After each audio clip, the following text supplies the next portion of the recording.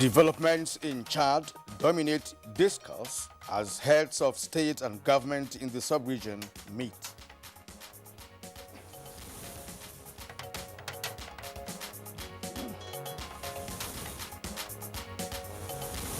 Federal government of Nigeria condemns detention of interim president and prime minister of Mali.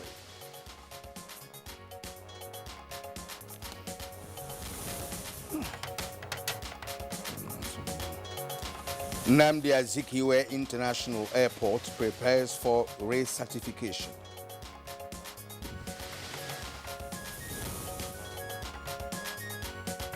And on Good Morning Nigeria today, our focus is on overhauling state independent electoral commissions.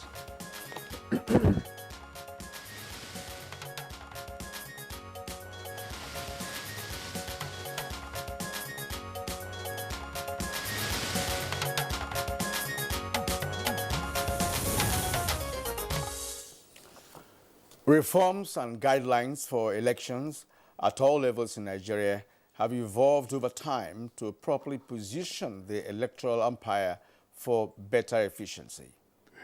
But it does appear that these processes have aided in repositioning the electoral umpire at the federal level, whereas the situation is different at the state level. State Independent Electoral Commissions, (SIECs), are responsible for the conduct of elections at the local government level, but the reality is that the actions of many state governors have made negative impact on the conduct of elections at this tier of government. For instance, in some states, caretaker committees or administrators from the civil service are appointed to oversee the affairs of these council areas, thereby eroding the power of the State Independent Electoral Commission. That's right, Kirian. And where elections do hold for local councils, the party in power in the state most often wins all of the seats being contested for, thereby raising genuine concerns as to the freeness and fairness, if not credibility, of such elections. And other issues such as lack of capacity on the part of some staff of the independent electoral commissions, and of course in most cases when trainings are provided, some trained staff are replaced by untrained hands on election day for obvious reasons. There's no question about that. There is also the challenge of inefficiency in the distribution of electoral materials, lack of punctuality to the venue for accreditation, thereby denying many who constitute the majority of voters the opportunity of exercising their franchise. Indeed, there are a number of issues plaguing the conduct of local government elections by state independent electoral commissions. Now, concerned Nigerians have insisted that the state independent electoral commissions can only deliver credible elections if they are freed from the control of state governors. They add that this autonomy should be financial as well as in the appointment of their commissioners. Good point, Kirian, that you have highlighted there. But again, how can state independent electoral commissions be made more effective in the country? And do they need an overhaul? And if so, what kind of overhaul will be required? What aspects of their operations need to be replaced for greater efficiency? What can they borrow from the National Independent National Electoral Commission that conducts election at the national level, as well as, of course, state governorship and state houses of assembly elections? That's our focus on Good Morning Nigeria today. My name is Kingsley Osadolo, and I'd like to welcome you to the program. And I am Kirian Umai, also welcoming to today's edition of the program. We are reaching you live on the network service of the NTA, and of course from our capital city of Nigeria here in Abuja. Well, we have to serve you our complimentary segments as always, newspaper review, business and sports in the course of the program. For now, here is our colleague Musbao Dan Wahab with the morning news. Good morning, Wahab. Very good morning, Kirian and Kisley. Venice. Africa and the international community have critical and urgent role to play in fostering a peaceful transition from military to civilian rule in the Democratic Republic of Chad within a set time of 18 months. President Muhammadu Buhari stated these at the opening of the extraordinary summit of heads of state and governments of the Lake Chad Basin Commission convened to discuss the recent developments in Chad after President Idris Deby Itno died on the front line while defending the territorial integrity of his country. We have collectively shown that with commitment and with the desired support from the international community and our development partners, we can achieve success. And in the meantime, the federal government has condemned in strong terms the detention of a duo of interim president of Mali, Ba Ndao, and Prime Minister Mokhtar Ouane.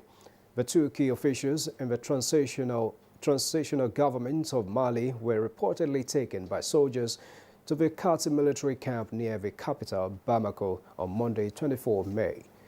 The federal government of Nigeria joined the African Union and other international bodies in calling for immediate and unconditional release of Mali's transition leaders in Mali. Endorse the communication of ECOWAS and the African Union, and we urge a return to democracy, and we hope that the necessary measures will be taken to do this. Away from that, shifting of the All Progressives Congress APC, Bola Ahmed Tinubu has formally reacted to calls for self-determination in part of a country, saying Nigeria is a nation that must be kept as one. Tinubu made his view known while speaking to NTA News after an audience with President Muhammadu Buhari.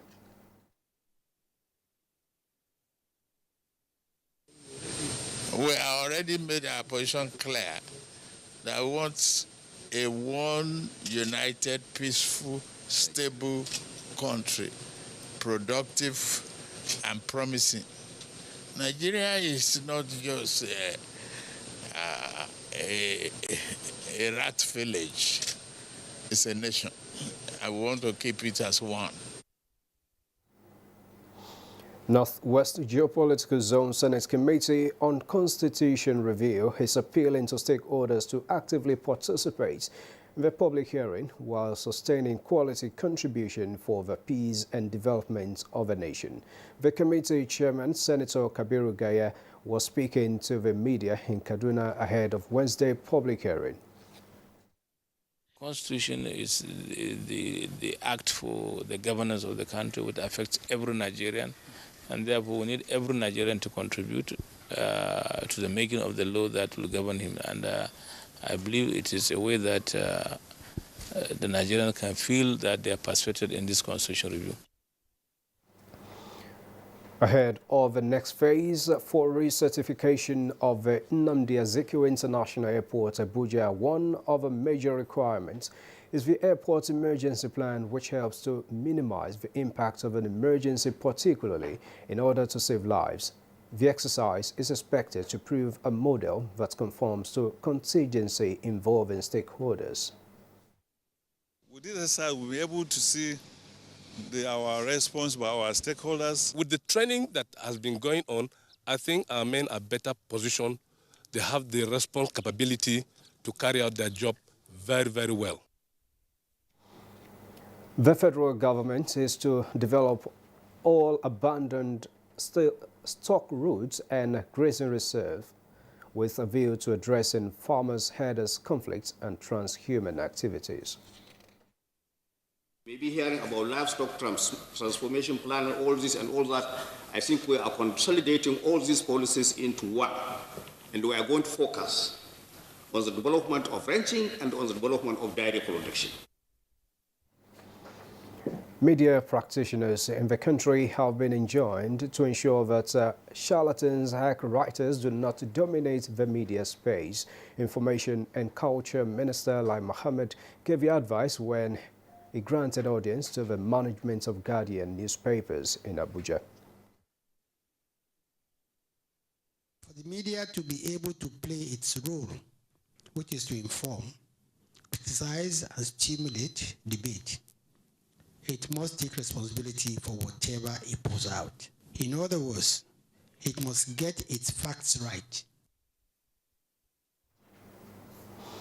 Now to updates of COVID-19, the Nigeria Center for Disease Control, NCDC, has confirmed 37 new cases of COVID-19 in 5 states plus the FCT across the country.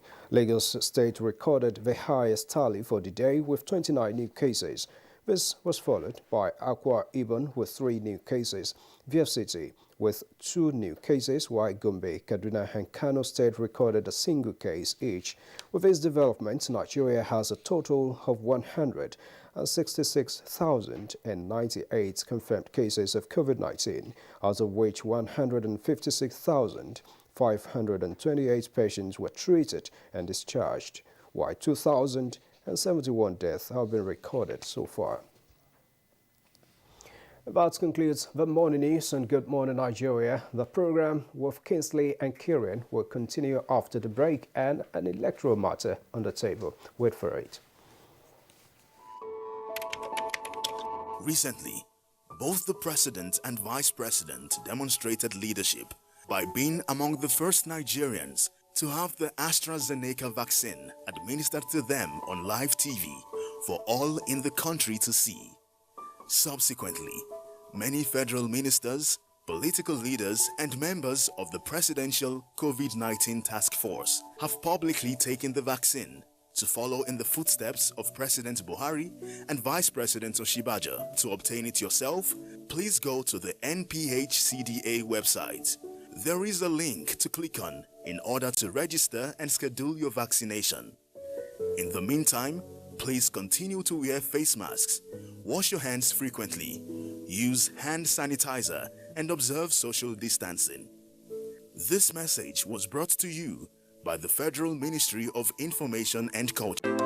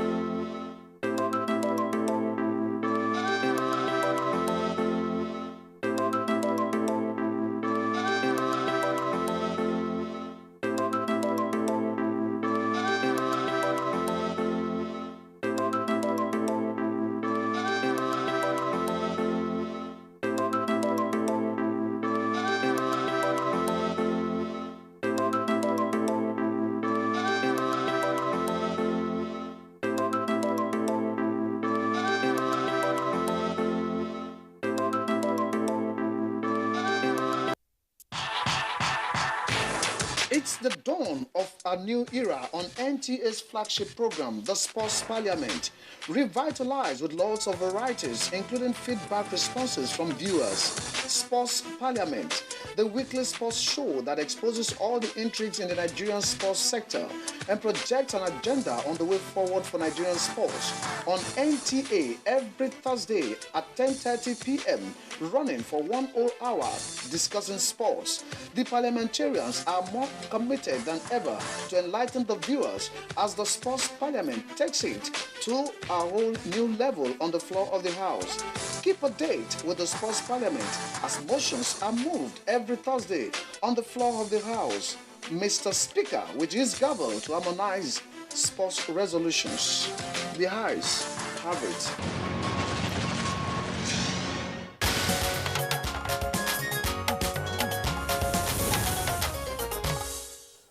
You're watching Good Morning Nigeria live on the network service of the Nigerian Television Authority. Now it's time for business news, with the central bank giving clarification on the new exchange rate. Our correspondent Kunle Adeyeye has the details. The Central Bank of Nigeria has officially made the NAFEX investor and exporter forex window rate of 410 naira 25 kobo as its official exchange rate to the dollar. Governor of the Central Bank, Godwin Emefiele, confirmed the bank's position while interacting with journalists in Abuja. So if you now see again that CBN has written where it was CBN official rate at 380, it has now become NEFEX. That NEFEX that you see today of 410, tomorrow may be 409, the next day may be 411, the third day may be 412, and the next day comes to even 400 because we are monitoring the market. So it is not fixed, but it's not floating, so that you don't misunderstand that I said it's floating. We are still running a managed float where we are monitoring the market and seeing what is happening for us to ensure that the right things are happening for the good of the Nigerian economy. And investors lose 16.06 billion naira as Nigeria Group Exchange All-Share Index dipped by minus 0.8% amid positive market turnover. Equities market closed at 38,256.76 basis points as against minus 0.10% depreciation recorded previously. With business news, I'm Kunle Adeye. Thank you, Kunle, for that package. And next is newspaper review.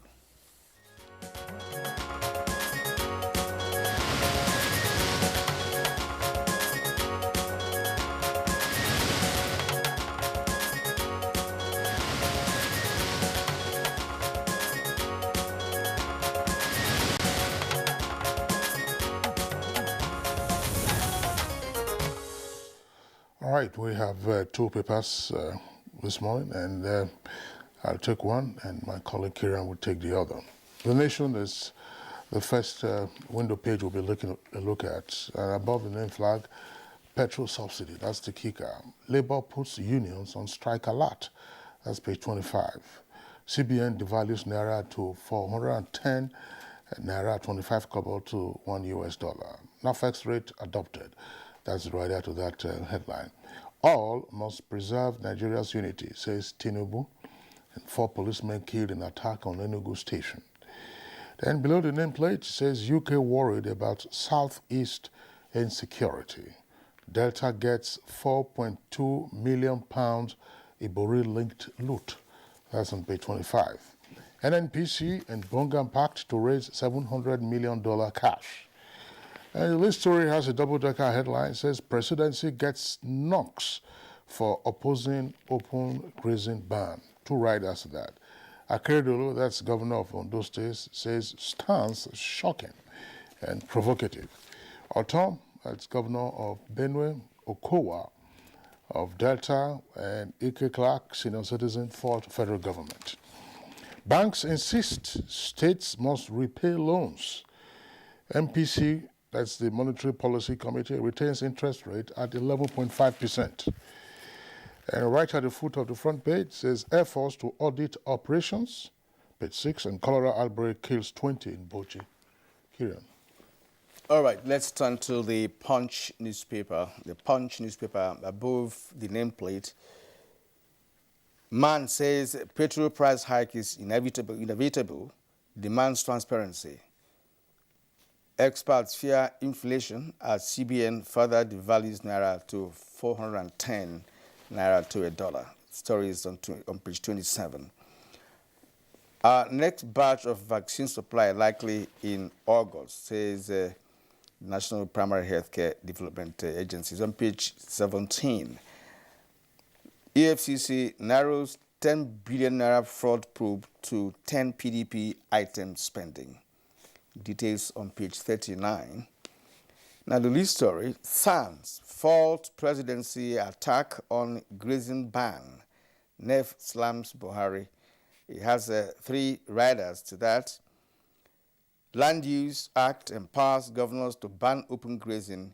It's straightforward, said Sage. Headers' right of movement doesn't cover right of cattle destroying farms, says Oyetibo. South won't yield its land to invaders masquerading as herdsmen, Governor Akeredolu. The story is on page 2. Now the photo story is on a tanker explosion somewhere in Lagos. That's on Tuesday, yesterday. And below that we have a Kano girl kept in room by parents for 10 years, freed. That's on page 8. NDLEA plans drug test for politicians, admission seekers. That's on page 16. 20 killed in Zamfara bandit attack burial, clash with police. The story is on page 9. ASU alleges bribe for salaries in AGF office, massive IPPIS fraud. That's on page 25. Tension spreads as cholera kills 20. 322 hospitalized in Bauchi. That's on page 17. MPO backs state police. PIB reduction in governance cost. That's on page 9. Okay, Yeah, Kieran, the story there that is been a running one for a while would appear now to have been settled. That's to say, Delta State government getting the £4.2 million Ibori-linked loot. If you recall, on Good Morning Nigeria, we had, of course, discussed this whenever we had the story on the front pages of the papers with regard to the rightful owner of the funds that had been repatriated by the UK government through, of course, the intervention of the federal government. So that has been settled. Apparently. I'm saying apparently because the story is attributed to the comments by the Accountant General of the Federation while appearing before a committee of the House of Reps yesterday, and he said that the amount has now been transferred to the Delta State government. Of course, if that is so, we expect the Delta State government to also confirm this, because as the last comment, yes, the last comment was by the then Commissioner for Information, that was before Governor Okowa dissolved his cabinet, was that the Delta State government was reaching out to the federal government to see how it could retake possession of the funds. But the critical point is as follows. It is not just sufficient to say that the Delta State government has received the money. If the money, and the money, of course, is in the coffers of the Delta State government, I think that it is very, very important for purposes of transparency and accountability for the Delta State government to specify a project or two. Or projects. Yes, a project or two on which to spend the money. Exactly. And this is not money that you are going to say you will use to finance your budget for 2021 or you use to finance your budget for 2022. Take a specific project and say, look, this is what we are going to, let the whole world see it. And that amount is quite huge. That's not just one project, two or more projects, that are people-oriented projects that will impact on the society.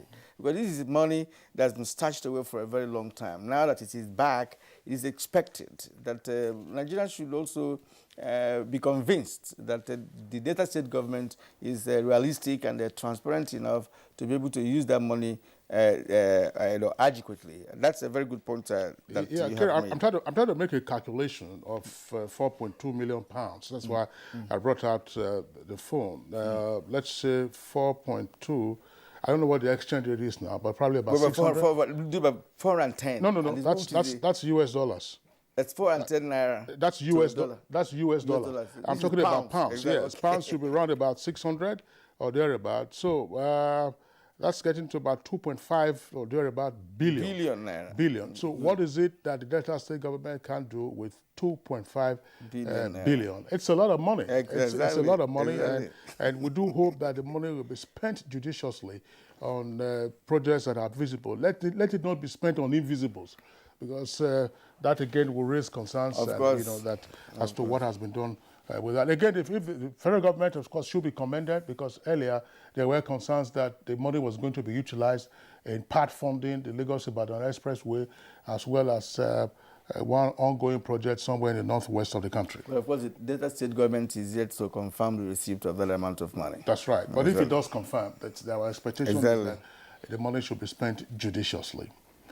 Okay, well, the killings in the southeast continue. Unfortunately, attacks on police stations and all that. And yesterday, we don't have the story on the front page, but I'm sure everybody must have seen it, because there was a rebuttal announced by the Ebonyi State Police Command. In a town very close to my own town. As a matter of fact, it's about 5 minutes to drive from my town to where it happened. Iwolo community. Right. That is where the unknown gunmen struck yesterday night. Day before yesterday, actually, you know, and killed about 5 policemen.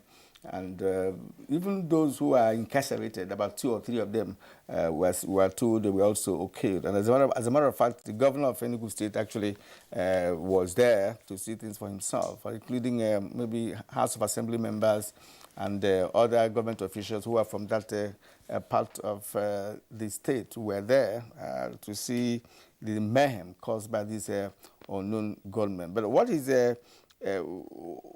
actually concerns me about this is that the community is far away from the town.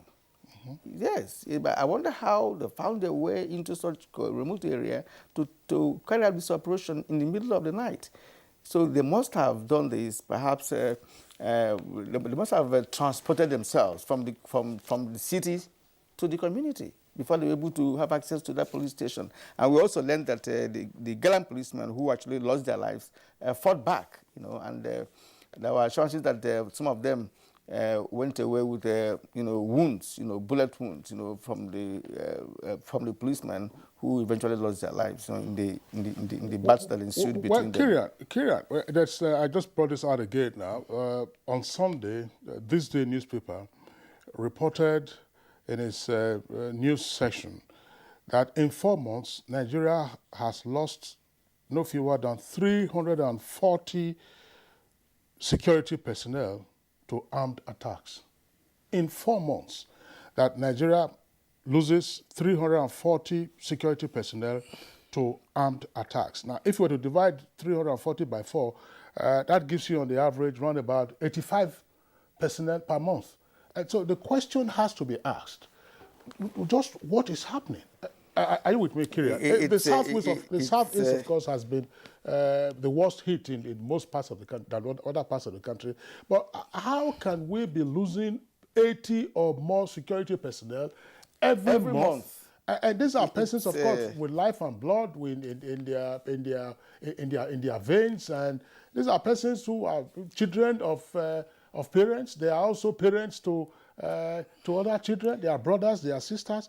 And you know what it is? If you were to take out 340 security personnel, say from the Federal Capital Territory. And we're saying that the nation is under-policed. And we're killing the ones that are already carrying out their duties. As a matter of fact, Kinsley, there should be a new strategy for security in this country.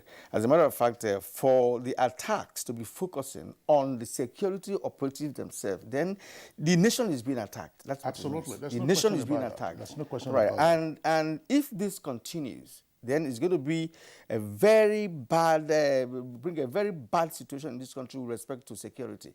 Because if a policeman is no longer sure of carrying out his responsibility in states of the country, especially in the southeast of Nigeria, then it means that there'll be chaos, because criminals will also take advantage of that, and of course they carry out their normal heinous activities, right? Because in the east now, you find it difficult to see a policeman with full uniform on the street, or roadblocks, as the case may be. That's right. And Kieran, it's also not just that they are taking the lives of security personnel, most especially police officers.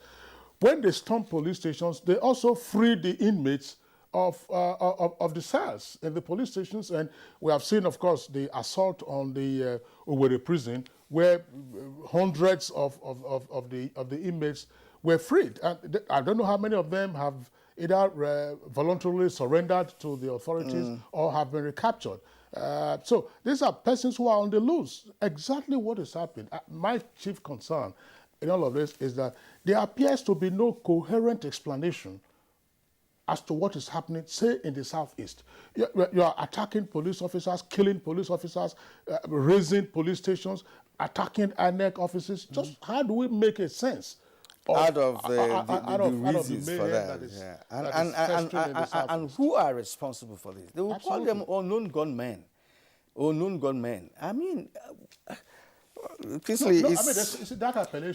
that appellation is becoming irritating. Exactly. To say unknown gunmen. I mean, somebody was struggling the other day with calling unknown gunmen. He said on men known. You know, it's unknown gunmen. What does that mean? One incident, unknown gunmen. Another incident, unknown gunmen. And further incident, unknown gunmen. I mean, it's something that we must say, listen, these unknown persons must be traced, identified, and fished out, and then, of course, you bring them to justice.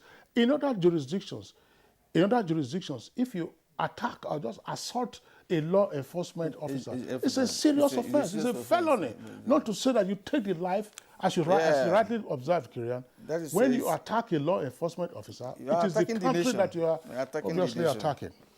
All right, we don't have time for this issue of open grazing and all of that. Well, that one has also hit the polity within the past 1 week. You know, arguments on whether open grazing should be banned or not. But we may not go into that now because time will not allow us to do that. And so we are concluding this very segment of Newspaper Review. We'd like to thank you for watching. And you are still on to Good Morning Nigeria on the network service of the NTA. Our topic today is on overhauling the state independent electoral commissions. But let's take a short break now. When we come back, we'll of course deal with that subject matter. Do stay with us. Dialogue, empathy, love, and unity. These are vital components of nation building. For all to be well, we appeal that we should refrain from volatile, provocative, inciting messages and language. Let's build and not destroy.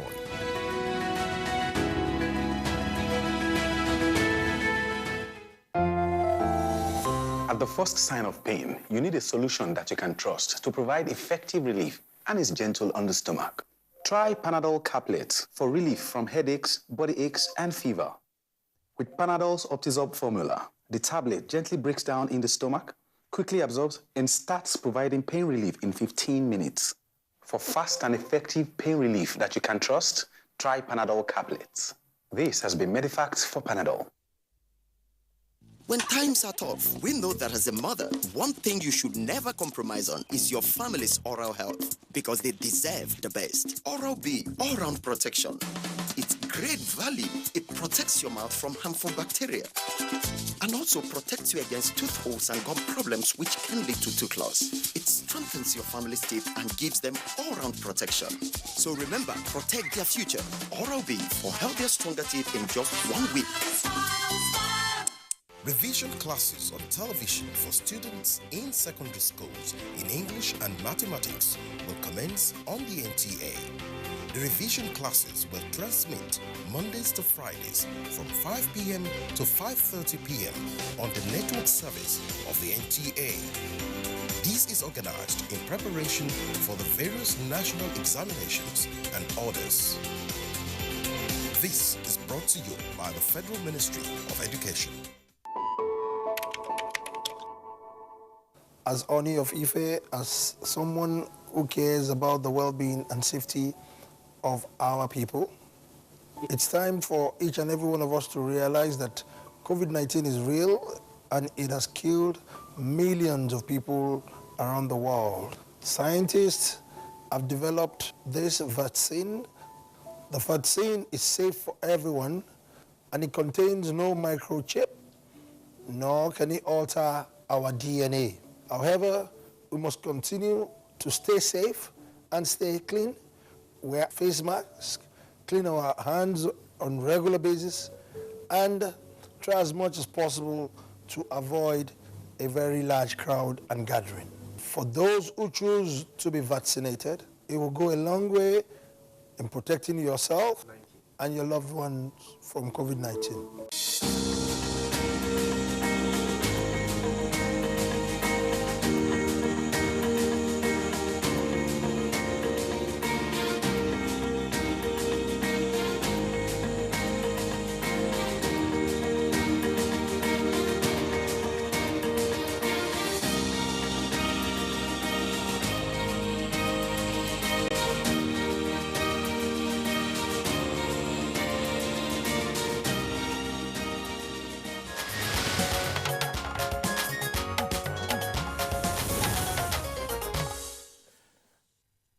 Thank you for staying with us on Good Morning Nigeria. And as a prompt for our conversation this morning on overhauling state independent electoral commissions in Nigeria, let's take this background report put together by Abdulsalam Jubril.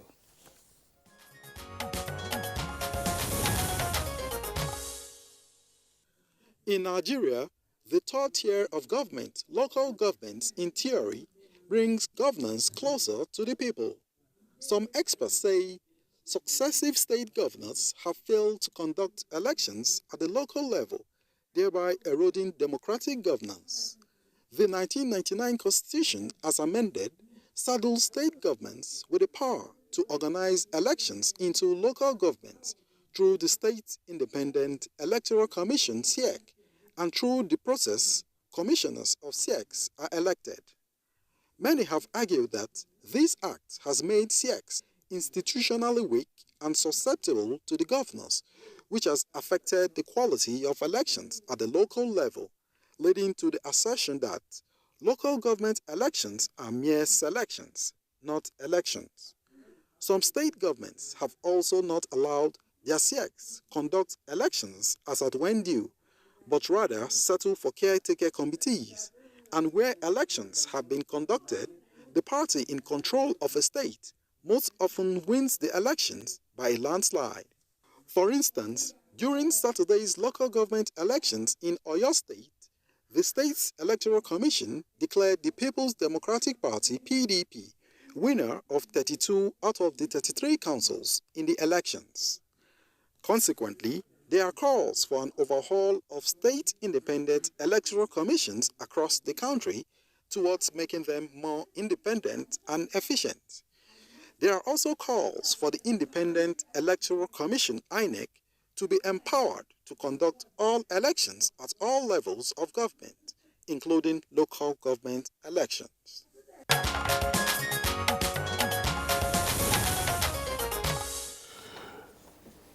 Thank you very much, Abdulsalam Jubril, for that background. With us to discuss this issue, we would like to welcome Mr. Oluwole Osaze-Uzi, a lawyer and former Director of Publicity and Voter Education of the Independent National Electoral Commission.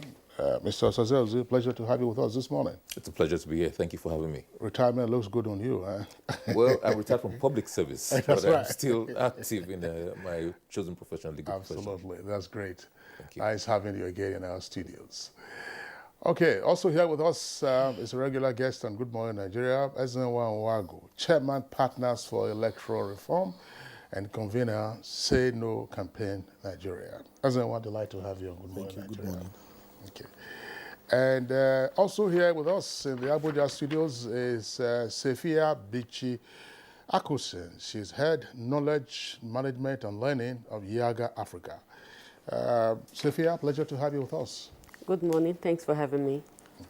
All right. Now, joining us from our Kaduna studio is a professor of governance, Department of Local Government and Development Studies, Faculty of Administration, and Malibelo University, Zaria. Professor Mohammed Kabir Isa, thank you for joining us this morning.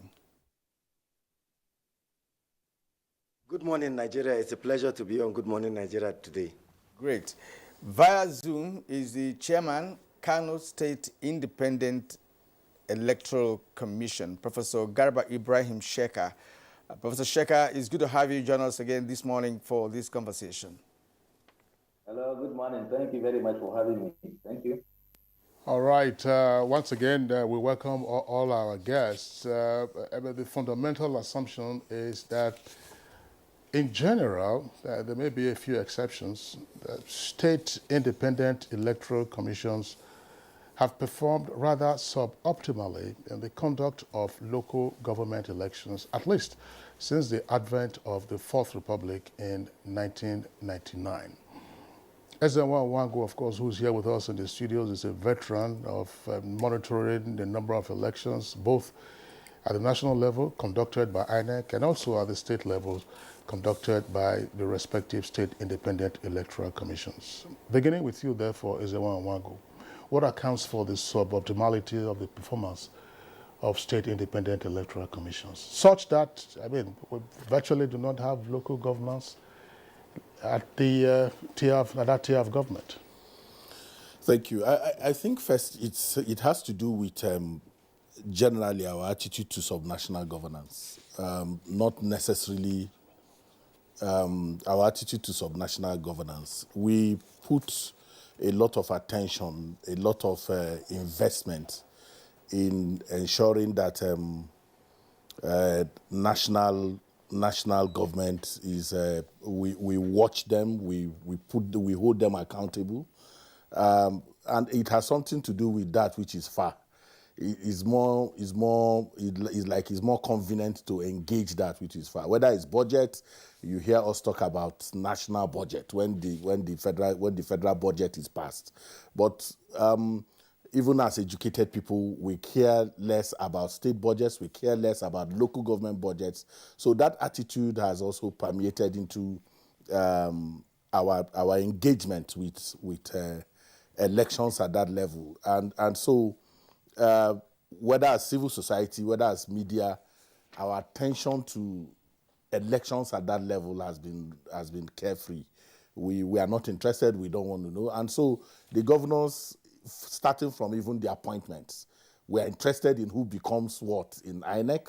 We want to know, hold them accountable, but we don't care about who is appointed into the state independent electoral commission. We don't profile them, we don't check their background, we don't even know whether their capacity and competence in engaging and standing for even what. So it is a challenge for us as a people that we do not pay attention to that which really matters in terms of day-to-day engagement with the things that matters for us, which is local governance. So that for me has accounted for in across the country. It has you were magnanimous in saying with exceptions across the country, everywhere local government elections has been conducted, the governors have taken everything.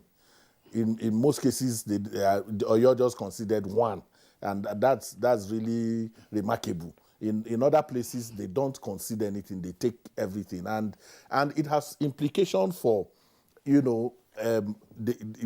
how people engage with elections. So we have this attitude of giving. We give him power. We give him. And in democracy, democracy does not contemplate giving. It's a contestation. And so if there's a contestation, it is difficult for anybody to understand why you would sweep everything in a place where there's a true contest. So we need to put more searchlight on local governance, subnational governance, generally, not just local government elections.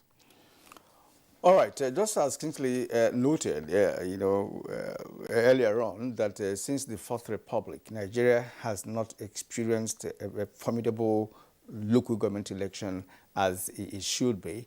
And I want to bring in the man who is in the saddle in Kano State, Professor Sheka. Professor Sheka, where did the nation get it wrong with respect to State Independent Electoral Commission, both in its structure, its responsibility, and control by governors of the state? Give us an idea of what Kano State Independent Electoral Commission, give us what is the outlook of Kano State Independent Electoral Commission, and how do you carry out your responsibility? Because you are in the saddle, and Nigerians would like to know really whether we have really failed and whether it is working elsewhere, like in Kano State.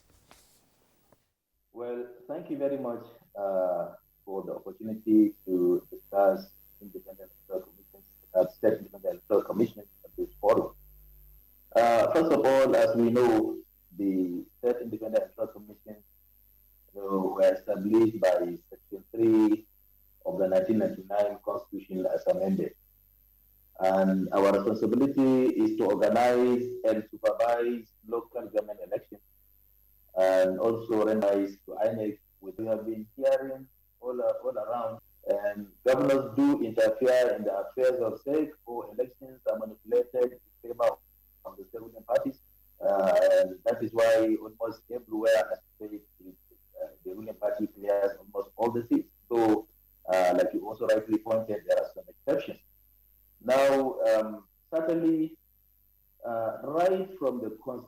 constitutional provision there was a problem, and what we can now, the National Assembly is about reviewing the Constitution.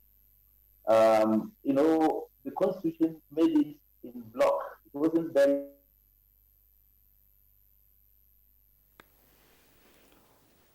Well, it does appear that we have lost the connection there to Kano, where Professor Shekhar was about to give us his opening salvo.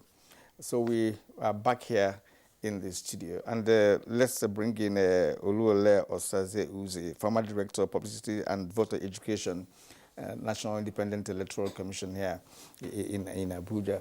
Now, the issue is the fact that the state independent electoral commissions are appointed. The staff of that commission is usually appointed by the governor. And when elections are organized at the state level, the party in power in that state clears the seat. Well, we've just heard that Oyo State conceded one seat, but it has never happened elsewhere since 1999 that we returned to democratic governance in this country. Now, as someone who has worked at the National Independent Electoral Commission, what would be your view with respect to how state independent electoral commissions should be structured in terms of appointment, and of course, how should they carry out their electoral responsibilities?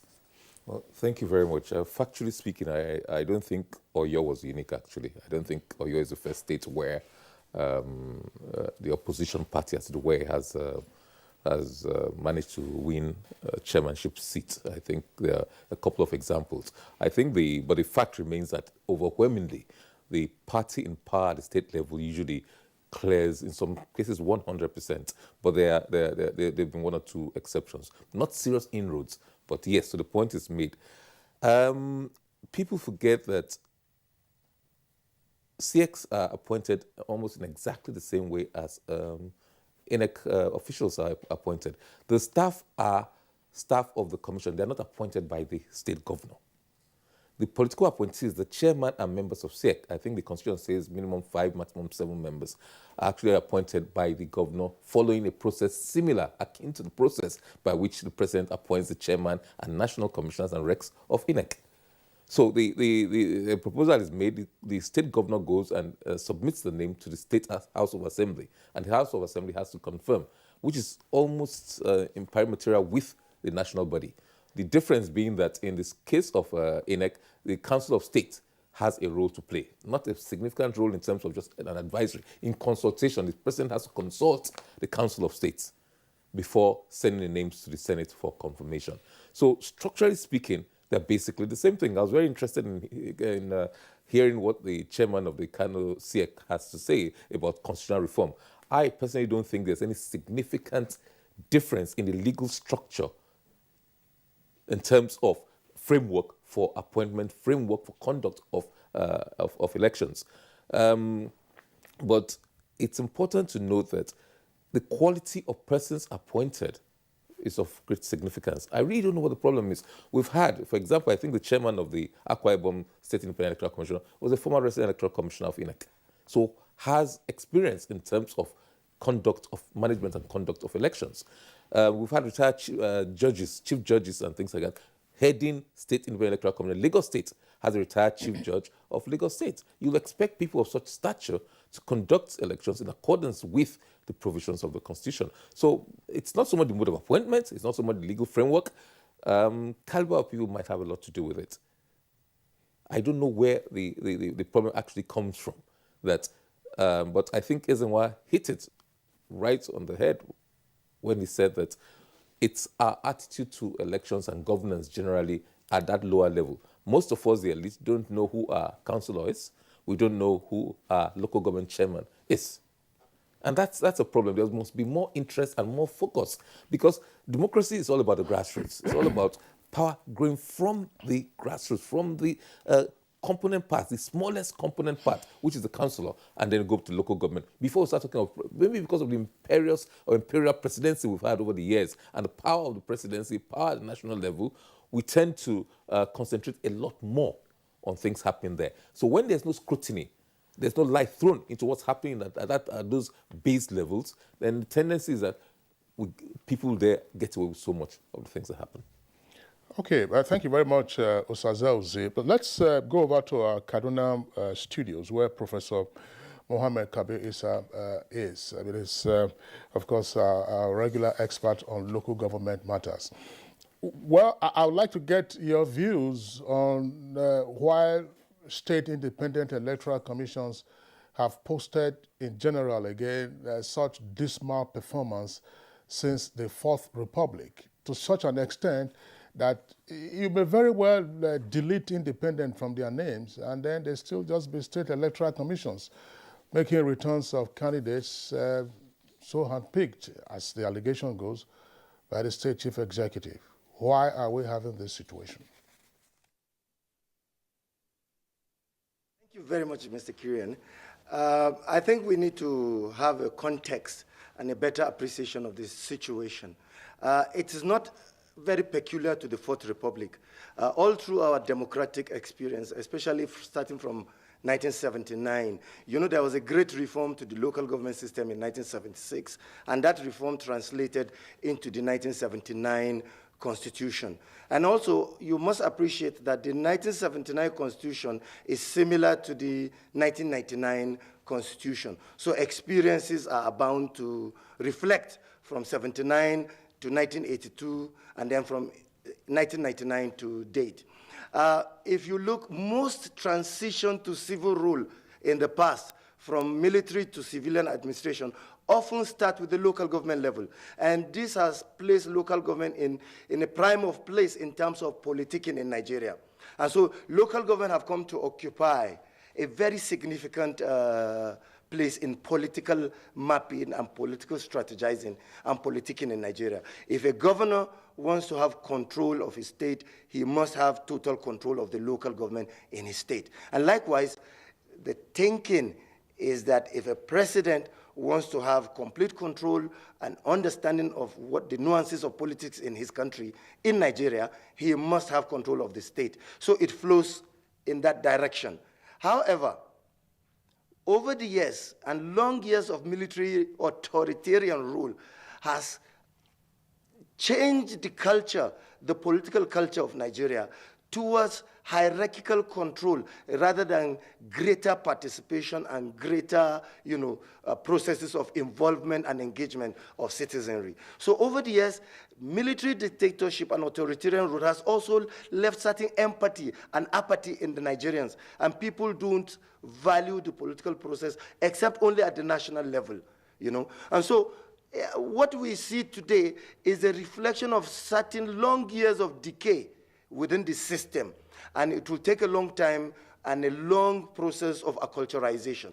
And so what we are experiencing today is voter apathy, which has built up over time and is reflected, again, I'll continue to say, in our level of insecurity in society, because the space of participation in politics is shrunk to a certain level. No participation at local government level, at the state level, no autonomy for legislature, no autonomy for judiciary. So power is concentrated and centralized at certain few level, at the state level, and at the federal level, the same thing is obtainable. And it is within this prism that you explain and understand the context of state electoral, independent electoral commission. Governors want to, because of the absence or near absence or decadence or decay in our political culture, governors take control of the state. But it's not only governors. The ruling party and the party hierarchy also want to display arrogance, political arrogance, that we are the ruling party and we must, a winner takes all, attitude goes into the process of politics. And so this is what is obtainable, that you find in a state, the local governments go, all the elections that, if any, if the elections takes place, because from 2003 to 2005, there were virtually no elections in the local government level, all across the federation. What you had in place for well over about 90% of the state was caretaker committee, interim management committee, sole administrator, and so on and so forth. And so the space at that level was emasculated and shrunk. Democratic participation, was emasculated at that point and at that level. And so you find out that democracy and participation, involvement of citizens, at that level was near absence. And so what you have were people always looking up at the national level and everybody moving towards the national level. And it affects minority engagement in politics. And that is why this is within the context you would even appreciate minority agitation today in Nigerian politics. Because at that level of governance, there's virtually no governance, no decision-making involving people. And therefore, you will have an ungoverned space at that level because everything is at the level of the state and at the level of the federal level or at national government level. And so the democratic space at that level is shrunk. And so you will find actors behaving like not Democrat. You have political elites that are not Democrat. So you have ruling elite determining what is obtainable at the local government level. So you find out that even the Electoral Commission, no matter the character of people you put in place, the culture for politics and democratic values are near absent at that level. And it's very incisive to also point to Nigerians that local government existed long before what you call state government and national government today, in the nature that we understand it. That is moving from colonial governance to independent governance. So the local government existed long before. Even when colonialists came, they met our societies with some form of governance at local level. People participated. So colonialism destroyed what we call, community governance. And when we gained independence, we did not consolidate or reverse back that process. Our elite pursued in vigor that shrinking processes of that local space and community governance at that level, except with few exceptions in certain places. And so this is a long process that has certain historical roots dating back to colonialism, to post-colonialism. And so we have a space that is shrunk. So the State Independent Electoral Commission are, in essence, even if you have the right caliber of people, you have a death, a decay at that level. And you have people, observing certain empathy, non-participatory empathy at the local government level, because that space is shrunk. It does not exist. So if we are to revitalize our society, we must go back to the local government space to give minority participation. Minority voice will be strong at the local government level. Yes. All right, Prof.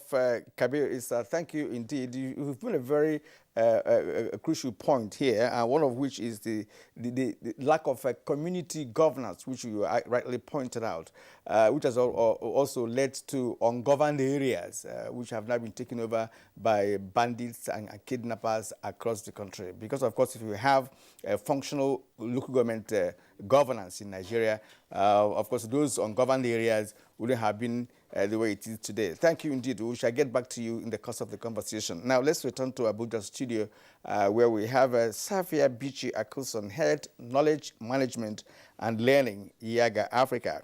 Safia, what's your take on this alleged abysmal performance of state independent electoral commissions in Nigeria? Yeah, thank you so much. Barrister Uzi mentioned that the selection processes for the commissioners at the State Independence Electoral Commission is similar to that of the INEC. But again, where they differ is the fact that the National Assembly has enjoys some level of financial autonomy as compared to the state assemblies. So again, the state assemblies are dependent of the governor. So whoever the governors or governor present as candidates or members of the commissions will, of course, will enjoy that sympathy from the state from the state assemblies. Again, if you look at the fact that the state assembly, we talked about the caliber of people, that is their experiences and whatever. But if they have political affiliation, this could lead to some kind of sympathy when it comes to conducting and managing elections. And consistently, we've seen that. And the fact that we don't mention that local government elections are being won not just by chairmen, but by councillors across board. It's something we need to put, is a statistic we need to put out there so that people understand the gravity of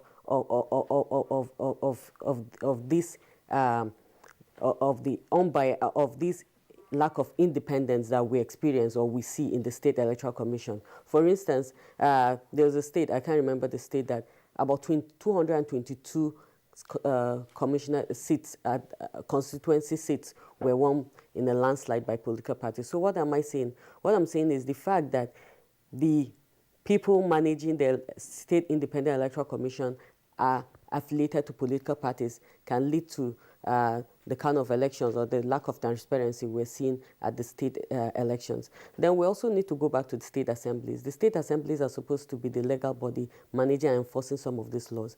There are some states, the professor from Kaduna just mentioned the fact that elections were not run within a period of 3 to 5 years, 3 to 5 years in one of the across board.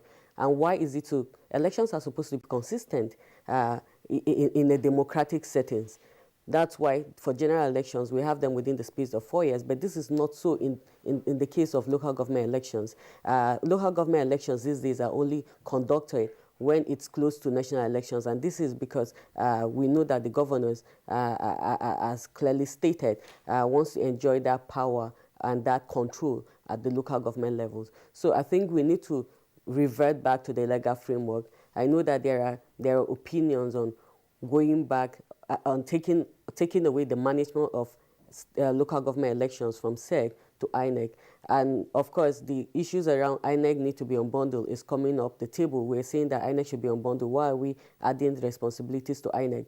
But again, if we're going to take away the responsibility of managing political parties, take away responsibility of managing electoral offenses, then we can also look into that direction. It's very bad and sad to see that across 36 states, local government elections are not competitive, and political parties nowadays in the last 4 years, last 5 years actually, are beginning to boycott elections. So, and this is very, very sad, and this is not good to our democracy, and most especially for young people, because for young people to be part of elections and to be part of the to participate in the electoral processes, they need to start from the local level. So local elections are supposed to be like a training ground for young people. And if we continue in this manner, we're going to exempt young people as well as even women, young women that have interest in political governance. Thank you very much, Sophia, for the points you have raised. In particular, you've also touched on the missed opportunity from participation in governance through local government elections or local council elections efficiently organized by the State Independent Electoral Commissions. We probably will have time to return to those missed opportunities and what, of course, can be done in the current circumstance. We try to get back to Professor Sheka, who is the chairman of the Kano State Independent Electoral Commission. He was with us. All right, he's back there on the screen. Professor Sheka, of course, we lost you at some point while you were just trying to gain altitude in your initial comments on this subject matter. I will give you the opportunity again now to restate your points and add some more. Thank you very much. Well, actually, the points I wanted to raise have been mentioned by the barrister and the just concluded where maybe that have mentioned the issue about this independence. I was about to make a point with regards to the constitutional provision. Yes, the appointment process looks similar, the appointment into the office of TEC and that of INEC.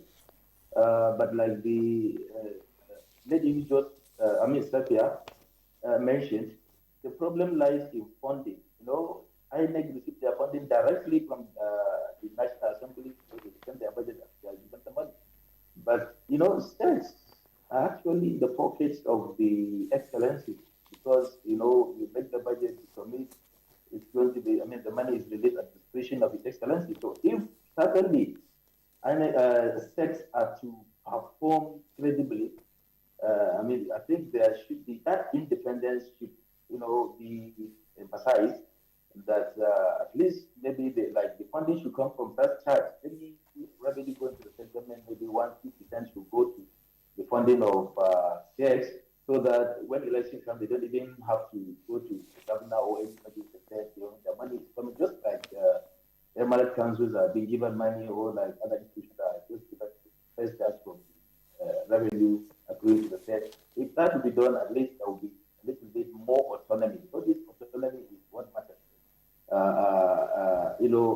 It certainly you have to depend on the state government to give you the money, of course, and then to organize the election until the creation of His Excellency when he wished to stick to the time, even though he proposed that they postpone or even sometimes even cancel everything.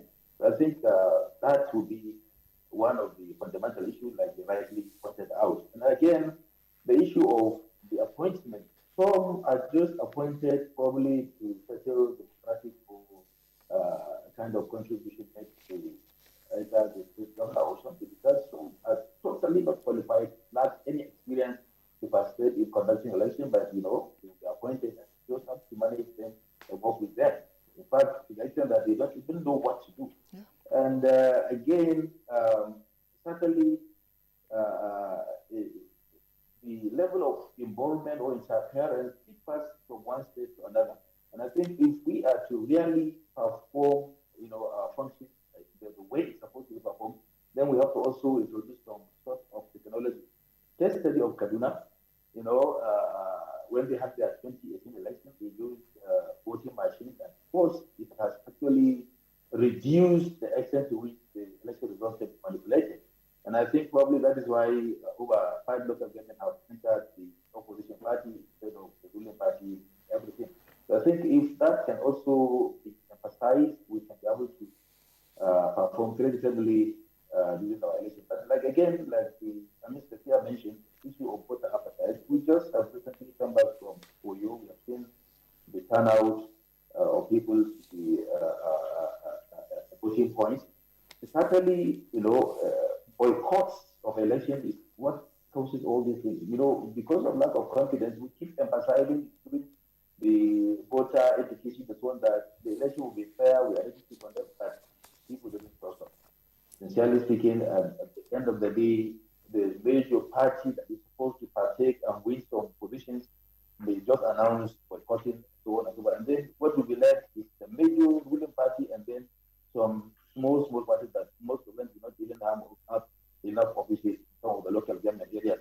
And that is the reason why after conducting the election, you find that almost all the seats have been cleared, because major parties that are having the strength to win some positions have withdrawn from the election. So I think if the parties should be sorting some of the stakes, because actually a lot of us are determined to conduct free and fair election, and we were given the mandate. Our governors made us to swear with a holy book that we are going to conduct free election, and they kept telling us to conduct free and fair election. But unfortunately, the opposition parties do not accept, do not believe in all this. So mostly they withdraw from the election, and there's nothing you can do. If a ruling party, a major party is contesting with very small, less competitive party, certainly the result is going to turn out the way it is turning out. All right. Thank you indeed, Professor Sheikha. Let's return here to our Abuja studios, where we still have Ezenwa-Nwagu. Ezenwa-Nwagu, you are an advocate of electoral reform.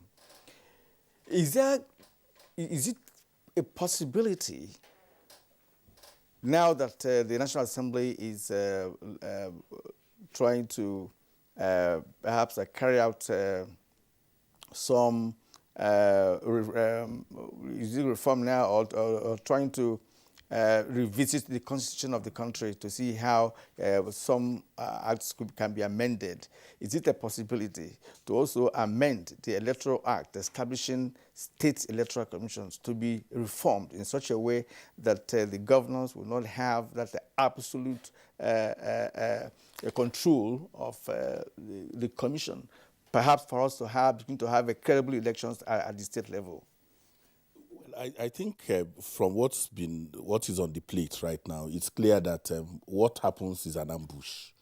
is not necessarily is an ambush by the governors in terms of their engagement with that platform. If you follow the process of appointment and you have a proper state assembly that will vet, interrogate, profile, and then come out with that, so structurally you don't actually have so much problem.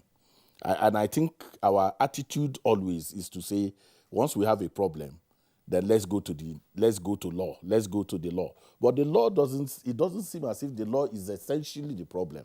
And I started from the point of investment. What kind of investment are we making into subnational governance and elections? If you are going to have the 2023 elections, you are going to have donor partners, civil society, the media, all of us are on INEC. We want to ensure that they do the right thing. But when it's local government election, we hardly are interested. I remember us putting up a situation room for one of the states in the South.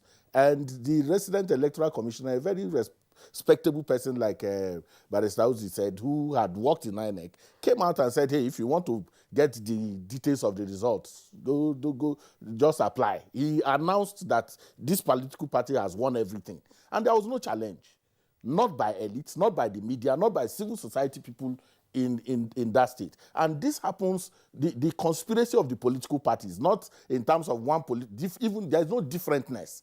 You know, political party is supposed to be, you are supposed to see some differentness. One party, doing the right thing and perhaps the other not doing. And then you can say on the basis of that, I want to support this political party. But they are together in ensuring that where they are dominant, they take everything. So we are not investing enough. That for me. Why the indifference? It has, first and foremost, like I said, it has everything to do with engaging that which is far away. For one, a lot of people, security, if you challenge them, they know your father, they know your mother, they can come after you. So it's better to talk about somebody who is very, very far away. In journalism, that's called Afghanistanism. Afghanistanism. So whatever it is, we've studied this, but I think that even the INEC that we perhaps now want them to go and handle, we remember that there was a time this same INEC was in a situation in which people will be going for elections, people will be casting their votes, and results will be announced. What kind of investment do we put into INEC to get it to the point where it is now fashionable to say it should now take over every election in the context of devolution of powers? I think what we need to do is to begin to think, resource more in terms of what kind of investments, attitudinal investments do we need to make even as a people in terms of local governance. Like I keep saying, go to every local government. There is a budget. The local governments have a budget. They do budgets every year. But none of us, whether as elites, as ordinary people, have ever, whether through Freedom of Information Act or anything, to say, can I see the budget of this local government? We have a general lack of interest in engaging. And so the call for me, rather than just, it's important that there are things that can be done within the law in terms of the quality of people who are appointed. You can talk about the kind of investment that we have seen in INEC, where you have almost, people who have contributed, change agents were brought into INEC. Whether we have seen a qualitative leap in terms of that investment, time will tell that. But we can begin to restructure and say, who gets into the SEC? What kind of people? Do we have representatives of the media? Do we have representatives of the professional bodies? Do we have representatives of the legal, MBA and the rest of them appointed as members of SEC? So that there can also be representation, the issue of representation. So if you are from MBA, for instance, and you conduct this kind of dismal election that we are talking about, the MBA can sanction. The media can sanction. Different people can sanction. Exactly. That's why I was talking about amendment of the law to reflect what you have just said, so that we may have independent body that will be responsible for the point I've made is that I agree that there could be. I'm making the point about investment? What are we putting in? See, I think that over time I've come to the conclusion that even if you run the laws that we have today effectively, if you use them effectively, we will get better results. So the challenge for me has not always been about whether you change the. So even if you change it and. I'm sorry to leap in here. The other guests, of course, are waiting. But the question that my colleague Kirian is pursuing has to do with the proposition you are making now. Yes. To say, let the appointing authority be under a mandate to appoint commissioners into SEC from identified or identifiable categories. Yes. But if there's no legal requirement for that, if it is left to the discretion of the state chief executive, the state chief executive might exercise his discretion otherwise. So the point, therefore, is why do you want to take out the states? Because the same problem you have is also with the federal. The federal is not appointing commissioners from these identified bodies. So if there is going to be a law, that law has to deal with, first and foremost, not just the State Independent Electoral Commission. You need to talk about the financial independence of INEC and therefore the financial independence of the State Independent Electoral Commission. So that is important. Where their money is given to them directly. We are proposing, for instance, at the level of Yaga, we are proposing 180 days that they should receive their monies. So you can extrapolate that into SEC as well, that they have independent direct funding for elections. And then if you are also dealing with the appointment of national commissioners and even the chairman in a way that it is clear that there are identifiable representative entities that come into the commission, rather than this attitude of, the president appoints the national commissioners and then they go to the National Assembly. It's the same thing in the state. But what has happened is that all of us are paying attention. If somebody is appointed, there's a woman who has been appointed who was sent to the National Assembly as national commissioner. It is our interest that has stopped that appointment from coming on. Because all over the country, people said, oh no, this person has been identified with a political party and you therefore don't need to. So that has held it down. But when that happens in the state, we are not aware. We don't even know. We don't care. We don't ask. Ezenwa, thanks a lot. Let's bring in again Osazeuzi. Tell us, I mean, we have seen, there's no question about it, I believe, a progression in the performance of INEC. I mean, over the years, from one election cycle to the other, and as Ezenwa has pointed out, the attention paid to INEC isn't what you find at the state level. What are those things, for instance, that state independent electoral commissions can learn from INEC?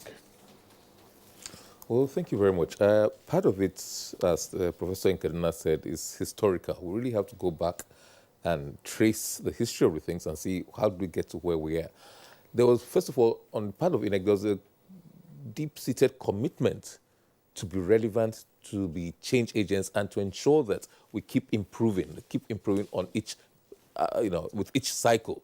That, look, if people are dissatisfied, we've done our best, people are dissatisfied, are there things we can do differently? Are there things we can do to enhance confidence of the people? I think the word came up earlier. This has a lot to do with the confidence of the people in the institution. Not just INEC, but I think there's a trust deficit in a lot of our institutions vis-a-vis the perception of the people. And we must try and address that.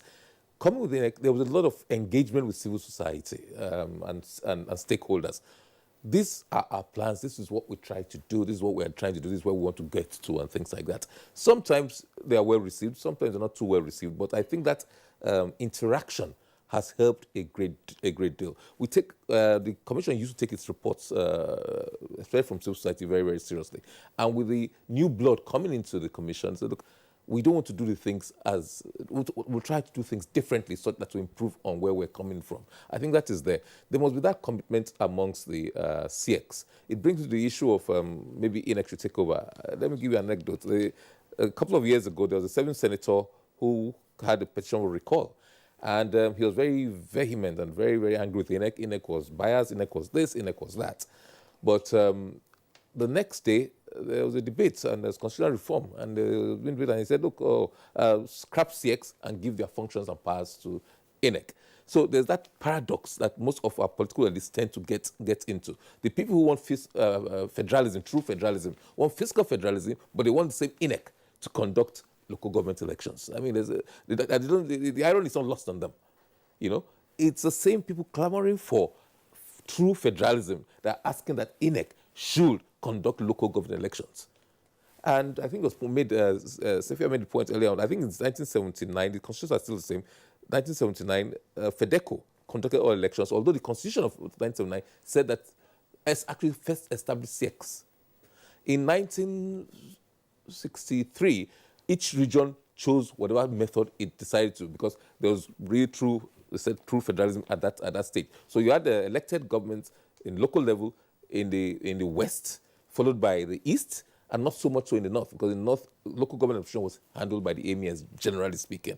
So taking all these things now, we've gone to a stage where, look, democracy must start from the very basics, from the grassroots. There must be more interest in what is happening there.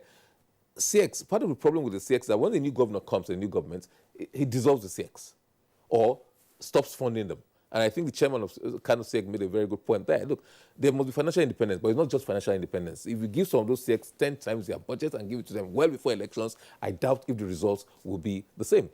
People forget, in this debate, let's not forget that INEC conducts elections in the FCT as well, area council, which is local government elections in the FCT. We don't have the same kind of controversy. Mind you, the turnout is not as high as it is in national elections. So that is another point that we'll go back to Ezenwa's propositions. We should take more interest in these things. No, but how does INEC get it right with the FCT? I mean, we've seen the council elections in the FCT. Turnout might be low, but we don't have the same kind of issues that we hear about with CX. Probably interest of the major political parties, interest of the powers that be. INEC conducted in 1999 local government elections because they were not based, the 1999 constitution came into effect in May 29. The transitional provisions were taken care of by decrees. And that decree, I think 17 of 1999, gave INEC the power. So for each local government, for presidency, for National Assembly, they had a decree for each, transitional decree for each one. And INEC conducted elections. And if you go back to that and you see the political map of Nigeria, starting from the local government elections, it makes a very interesting read with what has happened in the next 20, 22 years subsequently. I think the powers of the governors to dissolve commissions or not to recognize them, we have to look at that if at all there's going to be electoral reform. These are the kind of reforms we should be looking at. Do they have powers? Well, Supreme Court said, look, the Constitution recognizes governance, democratic governance, as the basis of governance in local governments. And they've ruled severally that you cannot dissolve these statutory bodies that have fixed tenures. You cannot, just because you didn't like your new party has taken over. And I think Ezra made that point is very clear. Whether it's ABGA, every party that's controlled a state, ABGA, PPA, PDP, AMPP, APP, or APC, the trend is still the same. So obviously it's not an ideological thing, it's to do with the political class. There must be a commitment, both from those, the politicians and the political class themselves, and the CX, that look, it's not because you appointed me, I am beholden to you, I should be beholden to the Constitution. We don't seem to have that presently. But how do you, Kieran, I mean, it's a conundrum, as it were, because you were talking about Professor Sheka Vazum in Kano was talking about the caliber of certain persons who get appointed into commissions. I mean, if these persons see it as a bread and butter issue, then how can you stand up and say, as Sazel is saying, look, I'm beholden to the Constitution, not to my appointer. But that's one of the ways that we can actually get out of this. What has been noted over time and over the years with respect to local government, state independent electoral commission is the fact that you cannot be the chairman of a state independent electoral commission without having sympathy for the ruling party. It is very clear. And that is why, of course, when elections are conducted in states, you see the landslide victory of the ruling party. That has always been there for years now. And it's not contestable whether it is true or not, because that is what we are seeing. The result is very clear. All right, so let's return to Kaduna, where we have Professor Mohammed Kabir Issa. You actually raised many points, in your opening remarks. Of course, you were so historical, and you traced the problem from the outset, from the real beginning of local government governance in Nigeria. Of course, you noted that we started with local government before the state government in this country, and we got it right at a point. Now, people are suggesting whether it is possible for us to have an independent body established by law to oversee the appointment of a chairman of State Independent Electoral Commission and commissioners that will serve in the CX. Is it a possibility to do that, to actually see how we can close the gap, because you also raised the issue of lack of community governance in the country, which of course is the reason why we are here this morning discussing the issue of trying to overhaul State Independent Electoral Commission. Well, thank you, Kirian. My view first is that I am a federalist. I believe in the principles of federalism and as enshrined in our Constitution. And I believe that at that level, power should be devolved to the State Independent Electoral Commission. However, just like Chief Unwagu, Chairman Unwagu delineated, I believe that when you talk about community engagement, I believe that there should be a very strong civil society presence at the local government level and at the community level. So the process, like he outlined, we should begin to allow, the current constitutional reform should begin to allow at that level some degree of civil society participation at the federal level and at the state level. In other words, the governor should not be given the absolute power of appointment. And there should be caveat in our Constitution that any tenure appointment should not be dissolved until after the expiration of the period of the tenure of that appointment. And so if we put this in place, then we can have the kind of structure we want.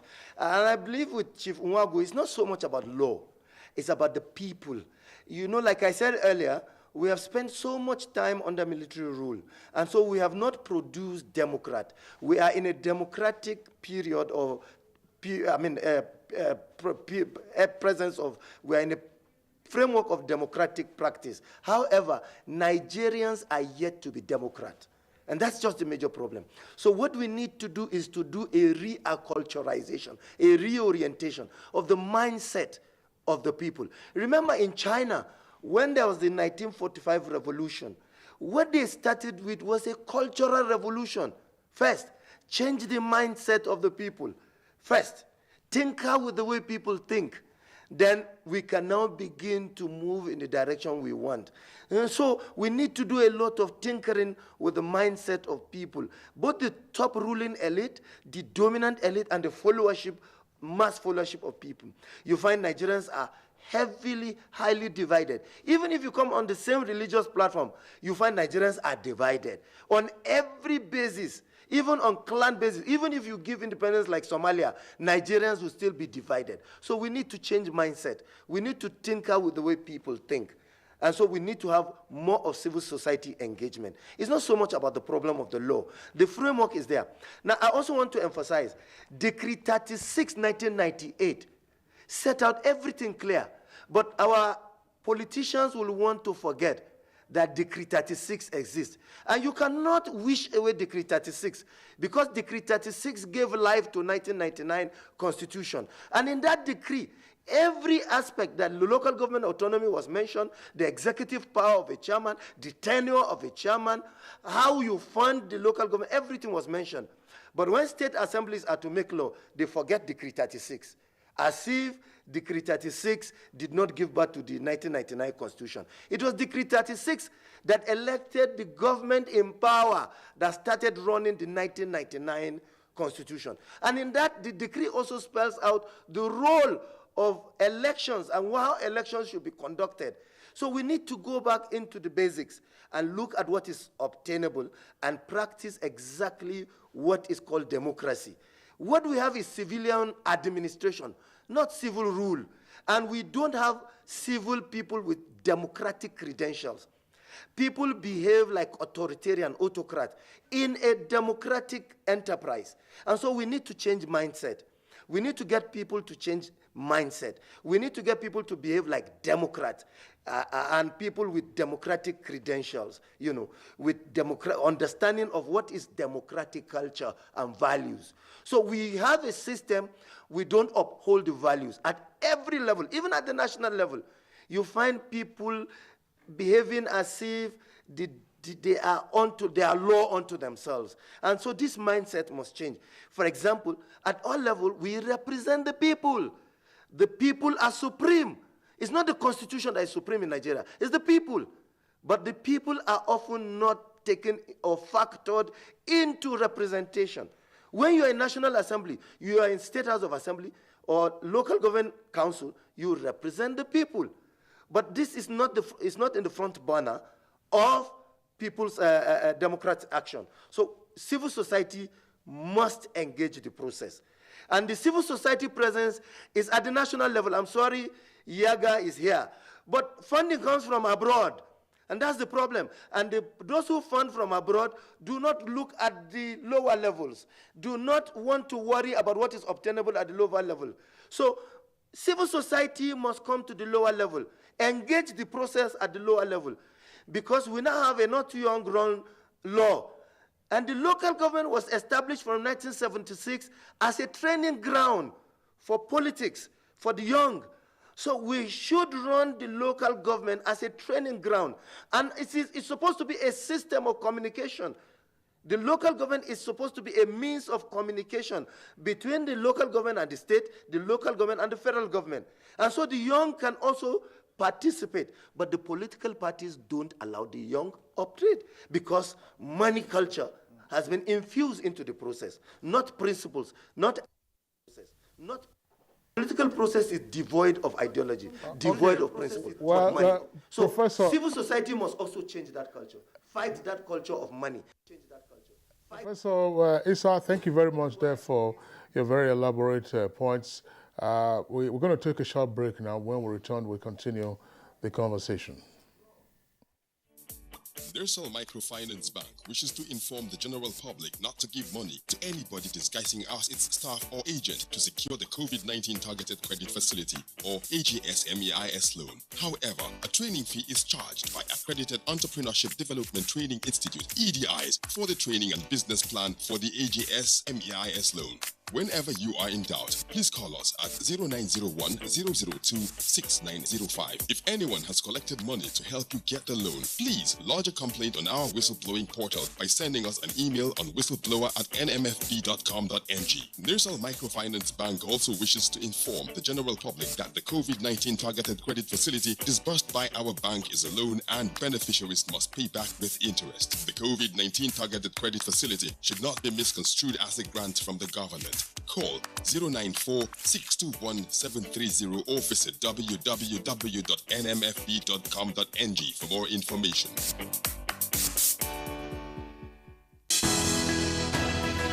The Council of Our Fathers. My advice to these young people is please do not take us back to those harrowing days. You probably do not know what it is. Nigerian youths, let's build our nation together.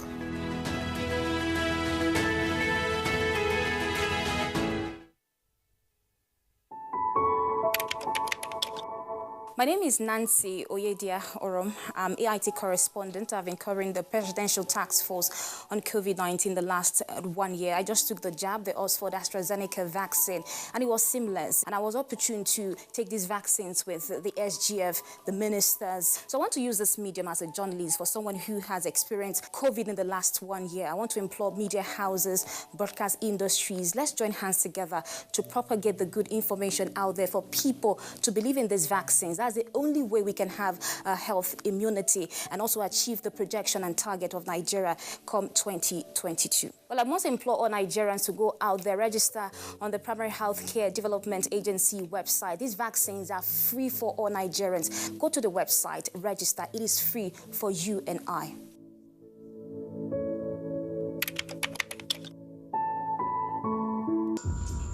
Life can be very eventful. We curiously expect things to happen, even when we don't know what. Our human nature makes us like and repost lots of information.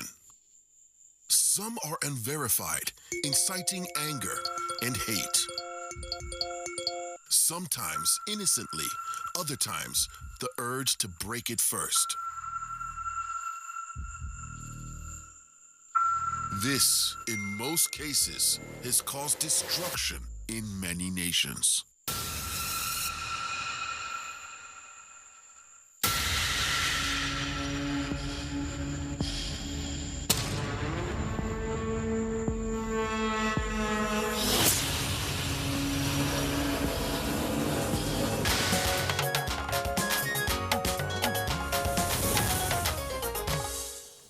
You're welcome back, and you're still watching Good Morning Nigeria, reaching you on the network service of the Nigerian Television Authority. Let's return to Professor Sheka with us via Zoom from Kano, where he is the chairman of that state's Independent Electoral Commission.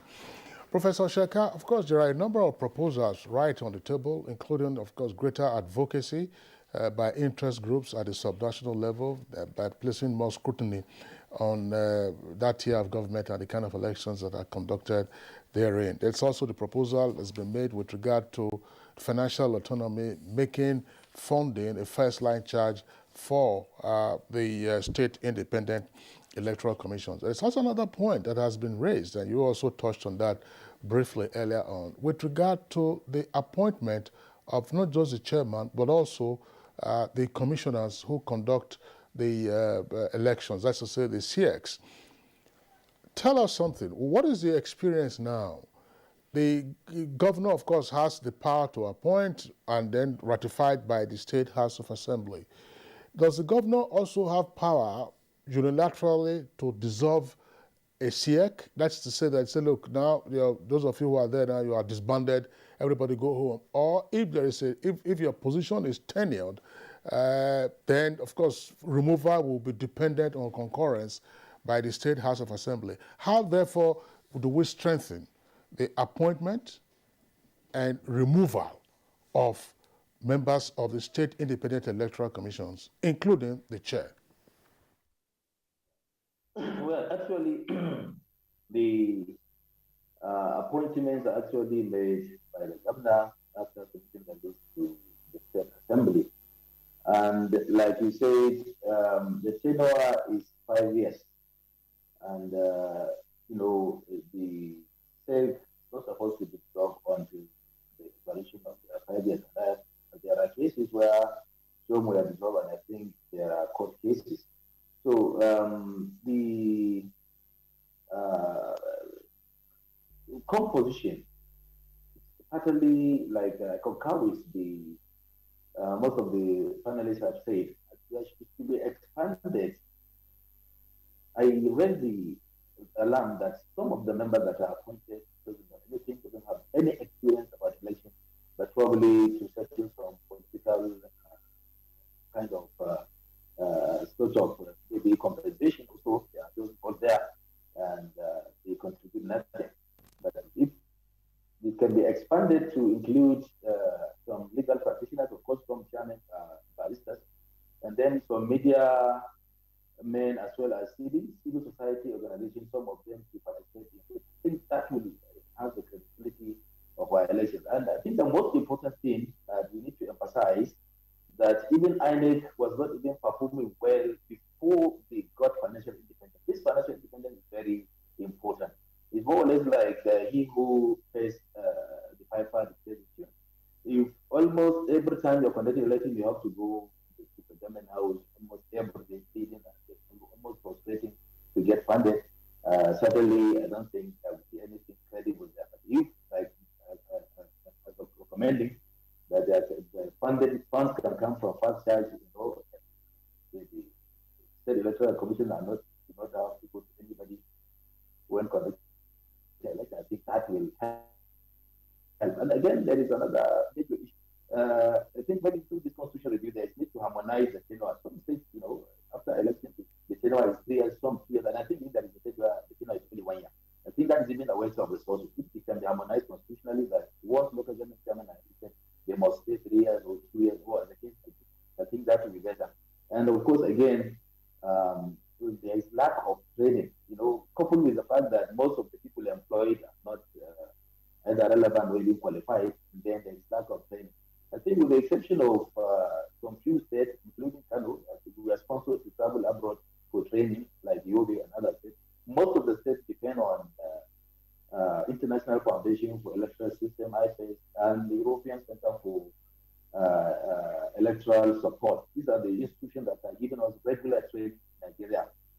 Almost every quarter or every year we have activity with them. But certainly, due to the dynamic nature of electoral processes in the world, there is need for regular training. So, well, certainly, I am happy the discussions almost unanimously believe sex are important, and it may not augur well if the responsibility of sex, maybe sex are ascribed and then transferred to INEC, because the same Nigerians are in INEC, and the only difference is that INEC relatively remove financially independent and sex, and if the sex should be independent financially, certainly you will see a lot of performance. And of course, I'm also happy that you said there was a reflection. I know in Kano, 2007, election was held and so many opposition parties won seats. And like I also mentioned, 2018 election in Kaduna, so many parties won seats. And like the election we just had in Kano, we conducted it almost together with civil society organizations. We brought them in order to help us reduce the imperfections, and we have seen a lot of improvement. So, sincerely speaking, if the composition of the leadership could be a little bit broadened to include more bodies that will make it a bit more difficult to embark on any malpractice, that would be good. And again, I also mentioned that point of maybe introducing some form of technology. What helps Kaduna to be a little bit more fair than other things? The issue of that voting machine. So if there can be introduction of this technological development that will make rigging of election a bit difficult, then we will see again much more credible elections. All right, that's Professor, rather Chairman, Kano State Independent Electoral Commission, Professor Garba Ibrahim Sheka. There. Of course, we don't have much time, otherwise we would have actually asked you some direct questions with respect to what is currently obtainable in Kano State, where you are the chair of SEC. Well, if time allows that, we might return to you for that clarification. We want to understand what you are doing practically, presently in Kano State with respect to your chairmanship of that commission. All right, now let's get back here and talk to Safia Bichi. Safia, both you and Professor Kabir Issa talked about local government being a political training ground for young politicians. This is where people grow from, understanding governance at the grassroots level before you actually perhaps seek for a position of authority at the state level. And you also agreed to the fact that civil society organization should play a key role in this connection. But what has played out over the years is the fact that in most states, opposition parties do not even participate in council elections because of obvious reasons that we know. Now, what is the role of YAGA, your organization, with respect to sensitizing young politicians or sensitizing even those in power at state level to understand the concept of council election and why they should take it more seriously? Yeah, thank you so much. I think last Saturday was the Oyo State local government elections, and we happened to be there. And one of the reasons why we were there is to raise awareness and also the consciousness of both civil society organizations, citizens in the state, as well as media. I would like to mention that it was so sad to see that even at the state, some civil society organizations, even media, were we're surprised to see that Yaga left Abuja to engage the process at the local government level. And this is very important. Again, and there was lack of information or awareness. Citizens didn't even know that elections was going to hold in a few days' time. It was less than a week when we were in the state. And from the part of the political parties, like Mr. Izinwa mentioned, as well as Barrister Uzi, because of the fact that they also know that whenever they empower, they also have the opportunity to take the entire elections in the state, to allocate score for themselves. This also brings about the kind of reluctant, the attitude we're seeing from the political parties. But just to mention, I think probably if we have SEC invest in, that's the state government invest in building structures around the state. For instance, if you go around all the local governments for instance, let's say Nasarawa State that is close back to Abuja, you find out that there's hardly a time you see local government offices of SEC in that state. However, it's a bit different when it comes to INEC. INEC, in every local government in Nigeria, there's an INEC office, and the citizens in that local government have the ability to interface with INEC. And we know that apart from elections, citizens interface with INEC during voter registration and others, but it's different when it comes to the SEC. SEC is only when they're organizing local government election, which is not consistent. And again, while talking about amending the legal framework, I think we should also look at the electoral laws within the state, because some of the laws at the state level do not guarantee the participation of young people, for instance. So Lagos State, someone called a few months ago to say, oh, I want to participate in the upcoming local government elections, but they said I can't participate because I don't fall within the age limit for running for either councillorship or chairmanship at the local government level. And they made reference to the age reduction bill that was signed into law in a few years back. But again, we told them that this is, every state has the power to make laws that governs the administration of local government elections. So I think we need to go back to even the electoral laws that governs elections at the local government elections, as well as to ensure that we guarantee participation and also have some strong framework. Then talking about civil society, I think civil society have a lot to do, but it's beyond civil society. How many civil society do we have that works within the state? We know that some funding is a challenge when it comes to the operations of civil society within the state level. I think the media needs to play a bigger role in terms of exposing and also amplifying some of this happening, so that citizens, both in the state and outside the state, will see this as an urgent call for them to start engaging the processes at the local government. Again, I think one of the reasons why local government election is not that palatable to people is the fact that is the lack of local government financial autonomy. If in most states, the governors control the finances of the local government. So, for instance, it's not surprising, or it's a fact that in some states, even local government staff salary are prepared at the state level. So the chairman actually has, what he controls is usually the little revenue that comes at the local government level. And we have states where tax holidays are being guaranteed in some of these levels. So what they have to control is their usual security vote. So people don't see the reason to why they should contest for election. And it happens that people think being a local government chairman is not a serious position for some respectable people in the society. So I think we need to look at that. The financial autonomy of local government will enable and will at least address some of these issues, because I'm sorry to say, but we know that where there's control, people like control. Where there's control, there's also, it draws attention of citizens as well as some other people. Like Mr. Israel mentioned, people are not even aware that local government has budgets. And where is the local government budget? What are we doing in terms of engaging the budget of the local government? Sophia, thank you very much. We're getting pressed for time. 2 points that you made, one relating to the presence of the state independent electoral commissions in the particular state itself. It is unthinkable to imagine that INEC would not have offices in all the states of the Federation, as well as the Federal Capital Territory.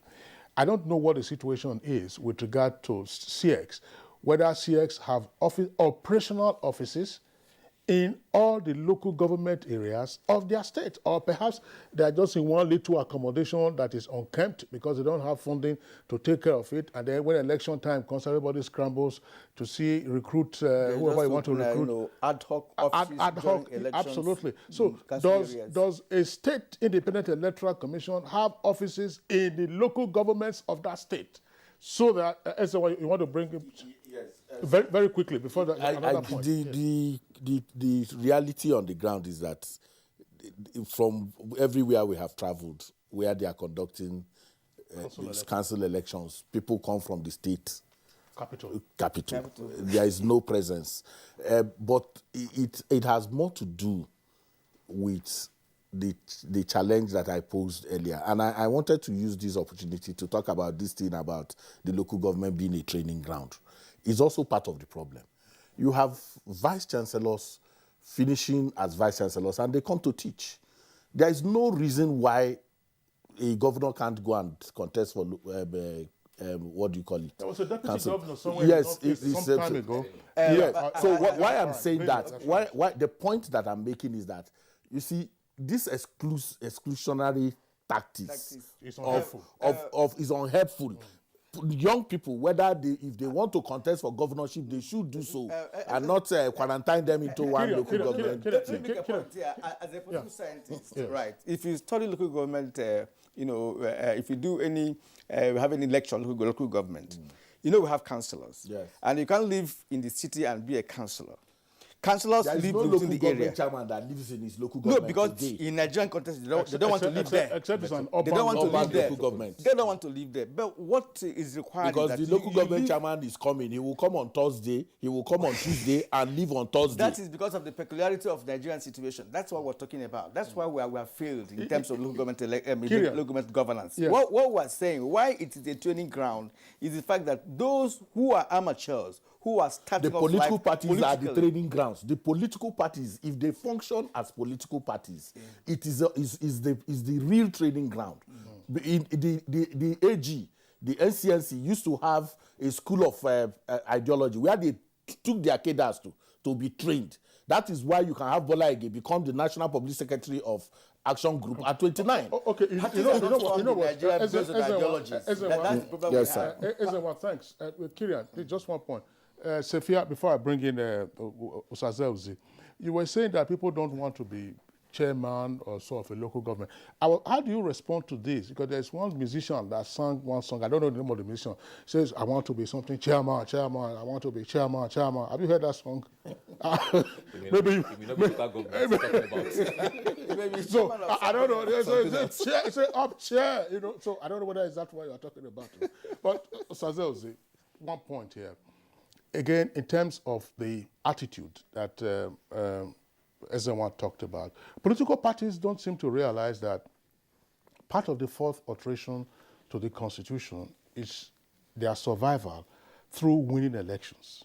And then winning local council elections could actually give them a lifeline. And we have seen how parties have been deregistered in recent times. How do we bring this into their consciousness so that they recognize that that is actually a good hunting ground for them to survive and thrive?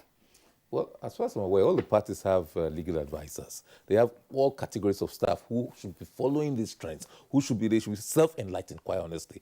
And but INEC has also gone out of its own way to try and, in these engagements, inform them about this, even with the registration. And rather than taking a good faith and look at the law as amended, the constitution as amended, they went about going into the legal battlefield. And sadly, for them, it seems that they lost the battle. But that is a wake-up call for those who are still there and for those who are proposing to get registered. There are new associations wishing to transform to political parties. Well, I think the matter here is the fact that the formation of our political parties, they are not founded on a particular philosophy. People just group themselves, come together, of course, and call themselves a name and start running a political party.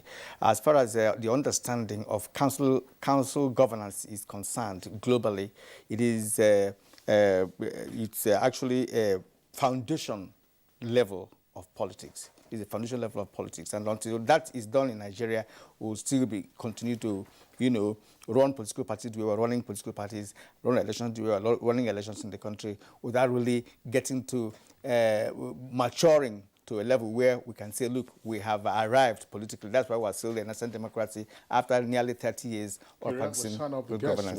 Well, at this point, we are going to close this conversation for today. One, thank you for really being part of it. But before we do that, let's appreciate all our guests who have made it possible for us to, of course, do justice to this very topic. Oluwele Oseze Uzi, former Director, Publicity and Voter Education of INEC. Thank you, sir, for being here this morning. Thank you. Ezenwa Chairman, Partners for Electoral Reform and Convener, CNO Campaign, Nigeria. It's been a pleasure talking to you this morning. And of course, Safia Bichi Akusun, Head Knowledge Management and Learning, IAGA Africa. Thank you. And of course, a Professor of Governance, Department of Local Government and Development Studies, Faculty of Administration, Ahmadu Bello University Zaria, Professor Mohammed Kabir Isa. Thank you also for sharing your thoughts with us on the program. And the Chairman, Kano State Independent Electoral Commission, Professor Garba Ibrahim Sheka. It's been wonderful talking to you this morning, sir. All right, so that's it for us on Good Morning Nigeria today. And Kieran, just while we're signing off, if state independent electoral commissions can't have offices in all their local government areas, they could begin by having offices in at least one senatorial district in their state. So that's it for us today on Good Morning Nigeria. We're back tomorrow, same time, 7 o'clock in the morning. You take care of yourself. I'm Kingsley Osadolo. And I'm Kieran Umayo. Have a great day.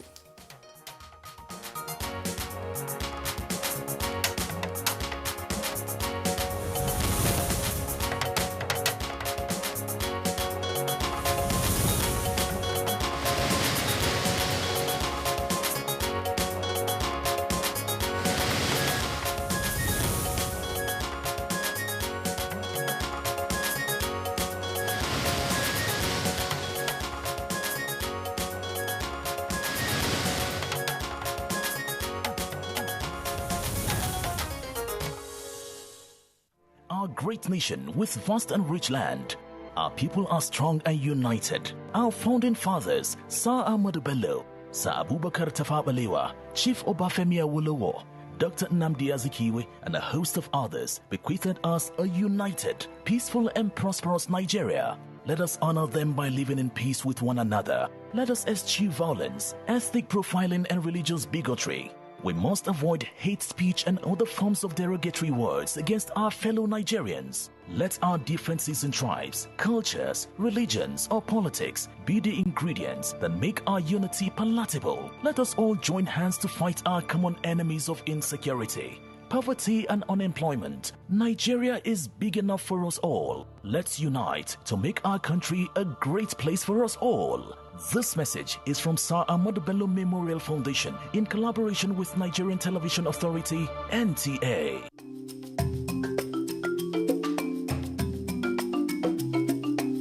Did you get to see the way Dele Babadu pulls this? Don't forget to send in your messages. There's a difference between picking, child, and issue. That is we can do more with less people. If we have a better way of addressing these issues, taking care of... Congratulations, you were able to sign Tino Werner from RB Leipzig. So you take water before your workout. People have used their phone, using TikTok to do that. Should I go for test? A lot of people don't even have resources. You can't even hear the sound of a cockroach. I'm Cecil, and this is the Medley Show on NTA.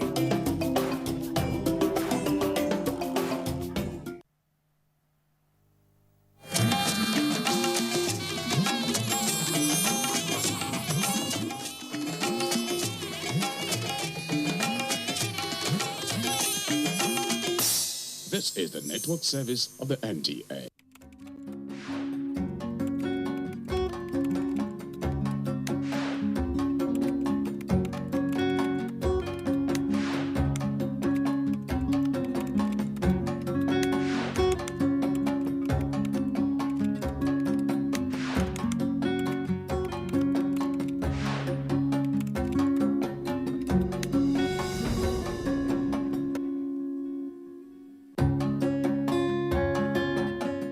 Hello and welcome to Thoughts for the Week. I'm Cordelia Obey, and the idea is to talk about things we usually would talk about. This time using proverbs, wise sayings, fables, you call them any name from around the world. And what are we looking at today? We are looking at being faithful to our friends. Welcome. Now, I have a story to share. It's a fable because I have some animals in it. Many years ago, there was a shark who had a monkey as a best friend. Every time the shark would swim to the island where this monkey was, and they'll be happy together. One day the shark said, my friend, as some people would say, my friendship, you don't even know where I live. Won't you come and visit me one day?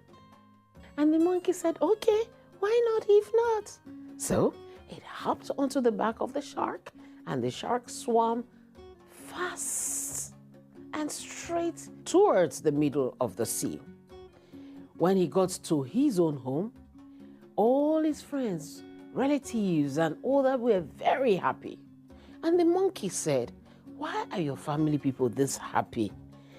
Shark said, our king is very sick, and they say we need the heart of a monkey to take care of him. And the monkey was almost fainting. Boy, he was very bold, so he said, my friend, why didn't you tell me what you wanted to do? You didn't trust me enough to tell me. Don't you know that we monkeys, we usually keep our hearts somewhere else? You see that tree you used to meet me? That is where I kept my heart now. And the shark said, He said, just take me back home. Let me collect my heart. I will come back. And the shark, okay. So to the amazement of everybody, the shark turned back and took the monkey back home. Now, our elders say, if God had not been the friend of the faithful ones and made them wise, even in the valley of death, life would have been extinct in the world. So our monkey got home, got up to the tree, and told the shark that, you are a bad friend. Who told you? My heart is here with me. But thank God I escaped from you. And that was how the monkey got saved. My father told me that story many years ago, and I never forgot it, because he said that every parent should teach the child or their children how to be faithful to their friends. When you are faithful to your friends, somehow, when they try to plot evil or anything bad against you, somehow you have a means of escaping. It may not be the case all the time, but posterity would hold it dear in its heart, knowing that you have been faithful to your friends. That story is a story we should share every time, because every day it seems as if things are getting worse. People don't trust each other anymore. Whose fault?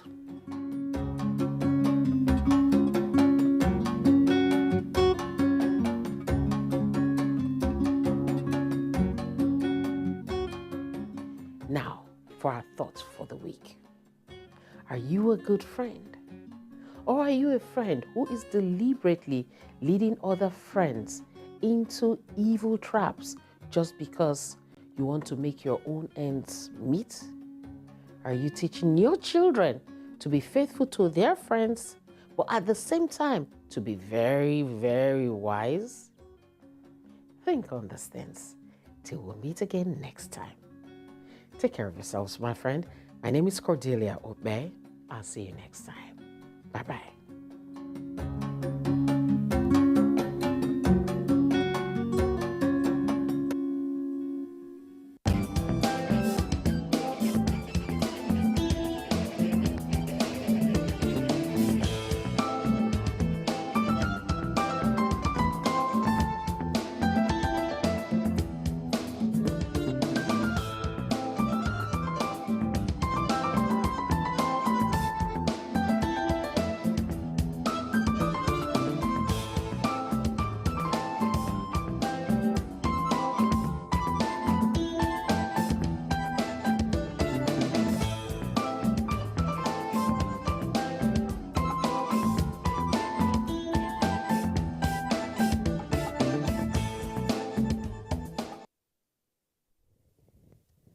The show is Conversation on NTA, the largest television network in Africa. And today, somebody asked me, what are you people going to be discussing yesterday?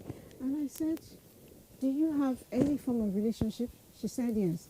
I said, you better stay tuned because we're going to be looking at those things you do to oil the wheels of your relationship. And the little things, again, you do to spoil it. We're talking about the little things that make or destroy relationship, especially marriage.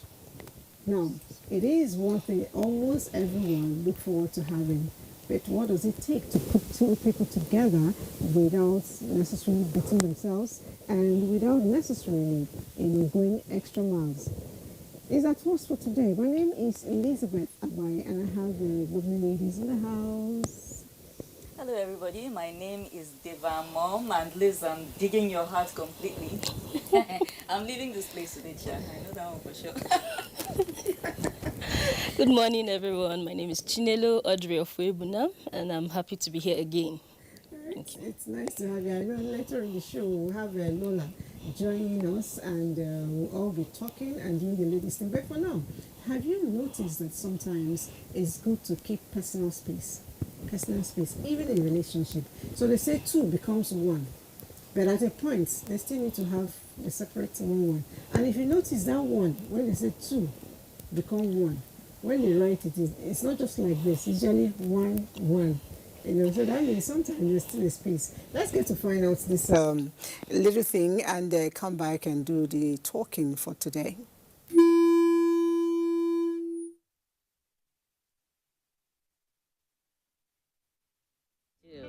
It does not literally mean they become a singular entity. Even in romantic relationships, people still require their personal space or their me time, which should be respected as they are still individuals with rights to their own feelings and desires. As American writer Doreen Virtue says, boundaries are a part of self-care. They are healthy, normal, and necessary. For instance, some couples may have a joint banking account, some couples may not. Some couples do not mind sharing each other's passwords, reading each other's text messages or emails, while some do. Some of them may feel comfortable saying exactly what is on their minds to their partners at all times, while others prefer keeping their thoughts closer to their hearts. These are all highly personal concerns that have to be discussed as a couple. The couple has to understand what boundaries mean to them in various circumstances and how they can come to agreements that suit the two of them. Not acknowledging your partner's limits can potentially cause a rift in your relationship. Often, personal space is considered trivial, but it can lead to divorce in many marriages, even if they are as low as 0.2 and 0.3% for men and women. Regardless of your type of relationship, communication is always important. When you have meaningful conversations with your partner or your spouse from the get-go, you let them know your limits when it comes to privacy, time, physical and emotional space, sexuality, friendships, and outside influences. That is the key to building your relationship.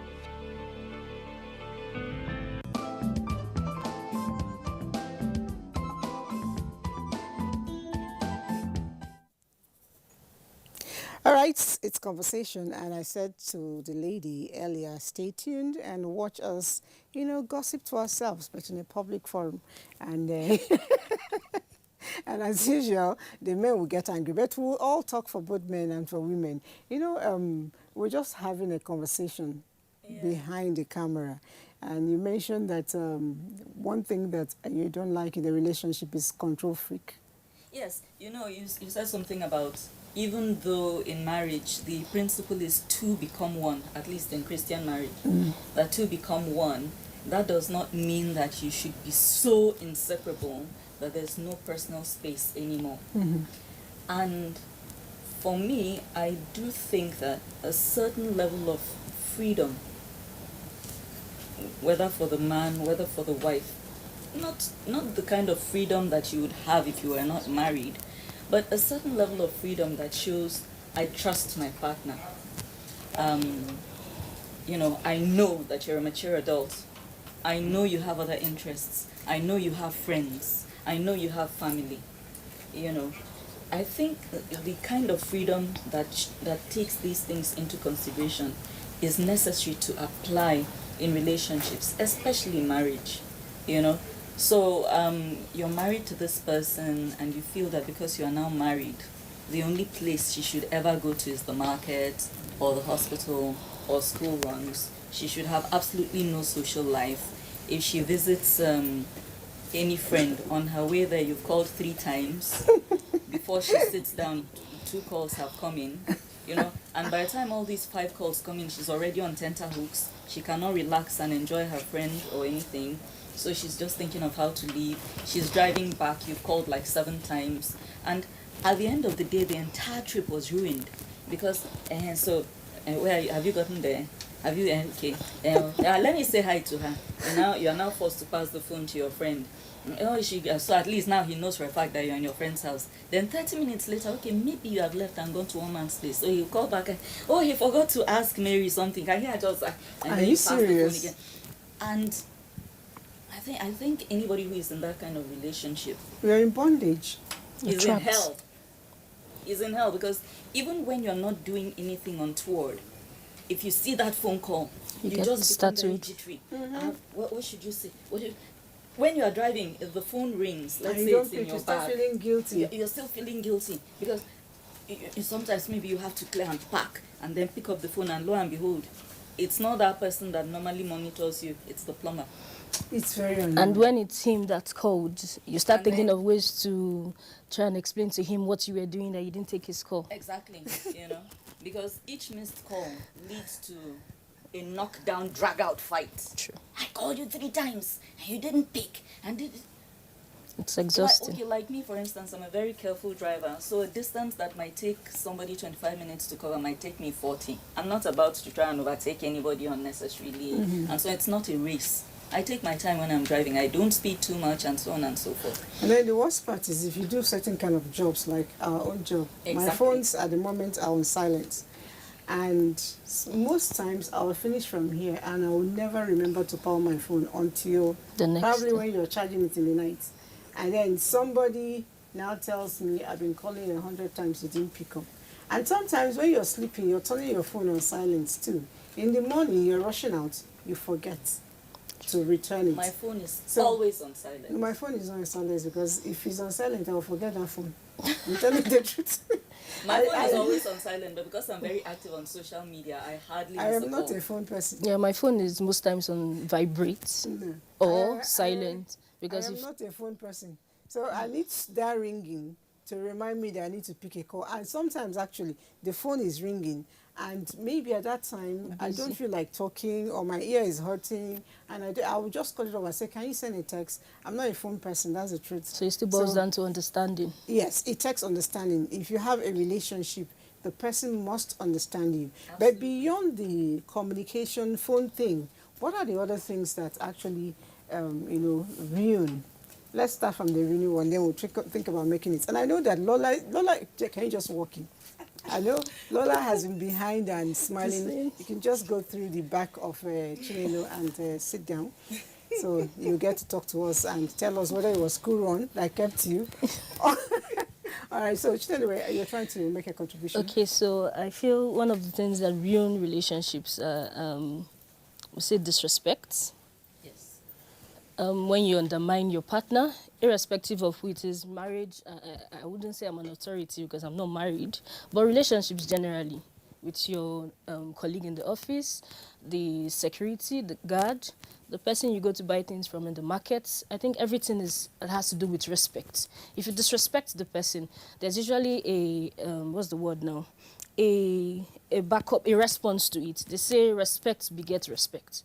So if you disrespect me, I would obviously, even if I try to hold back, there will be some form of fallback to that. So that's one. You don't undermine the next person. Mm-hmm. You give the person space, like she said, because if you choke me, I'll pull out. And when you lie, you keep looking for lies, other lies to back up. I hate lies. And you may not necessarily have planned to lie, but because you already said that, and you know the kind of partner you have, and if you say yes, and maybe it was somewhat no, he finds out later, it becomes a problem. So you keep looking for ways to back up that lie. So lie is one of those things. There's so many. Maybe I really like what she's talking about, lies. I don't like people telling me lies. And I hate to lie as well, because my mom used to say, if you want to drop your value from here down here, the shortest cut is to tell a lie. So people begin to see you and not believe in you. So if you have a relationship that you value, I think it's best to be as honest as possible.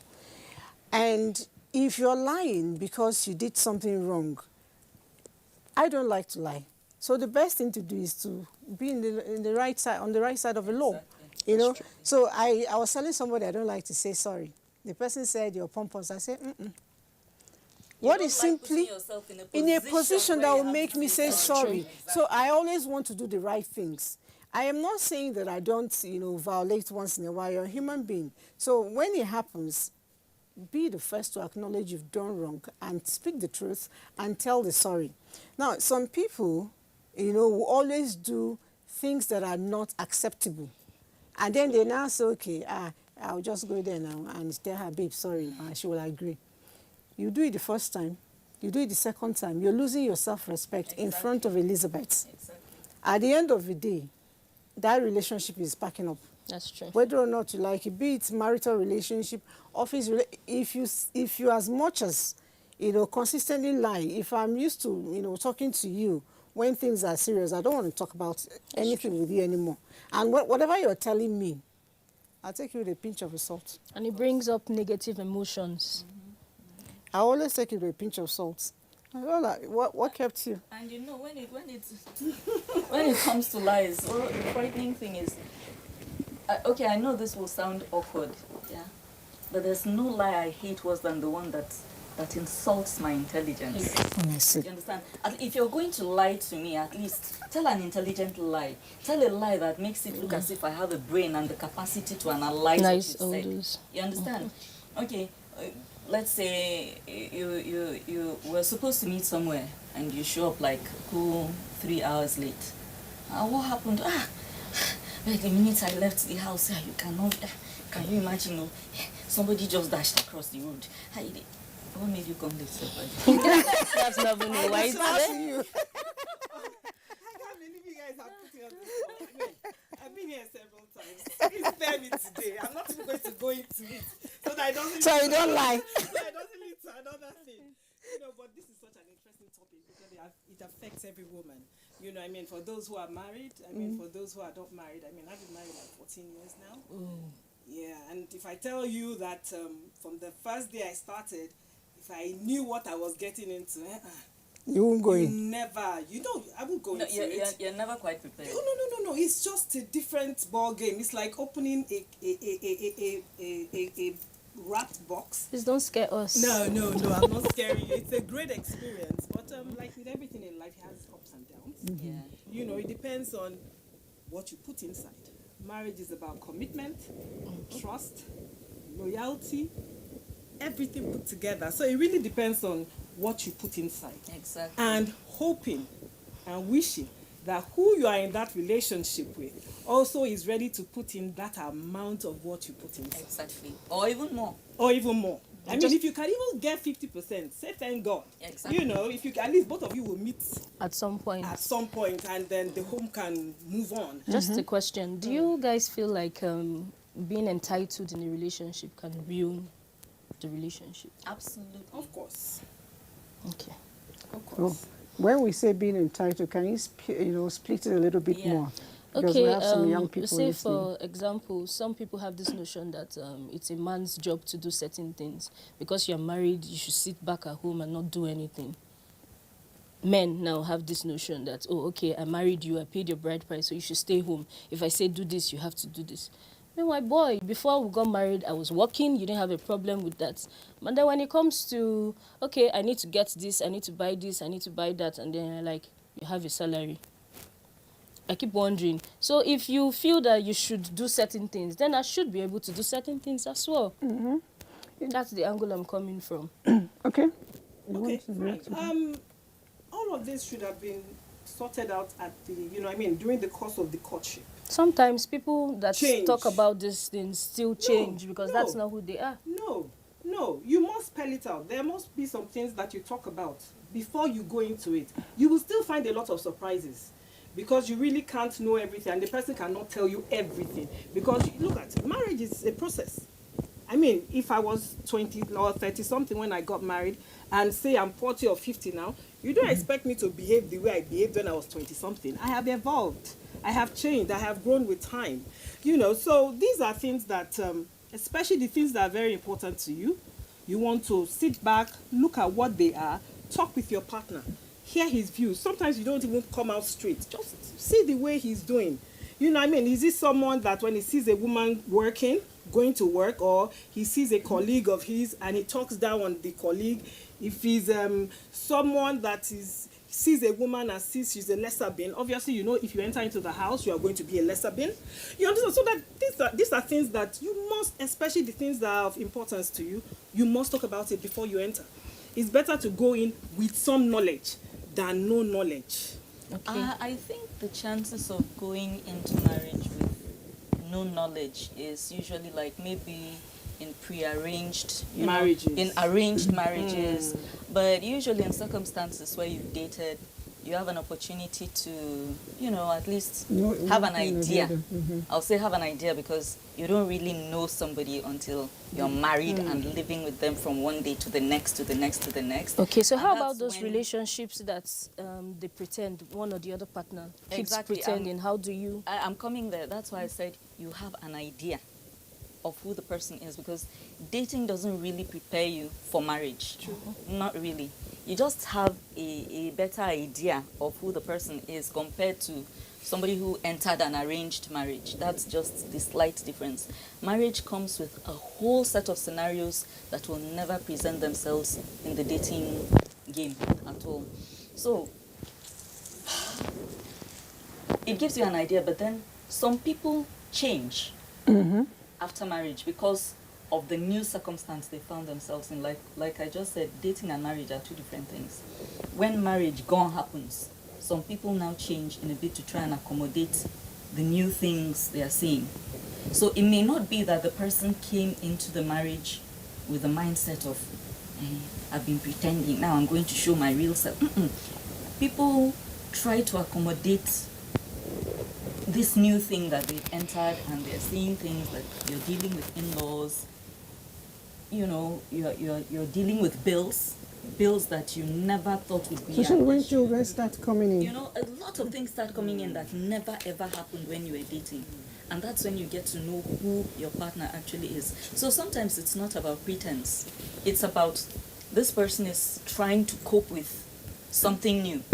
Both of you are both trying to cope. Some will cope better than others. So you're trying to find a balance. I'm trying to find a balance. Some will do better than others. But if you married somebody who has a conscience and knows that this person I'm dealing with is also a human being, it goes a long way.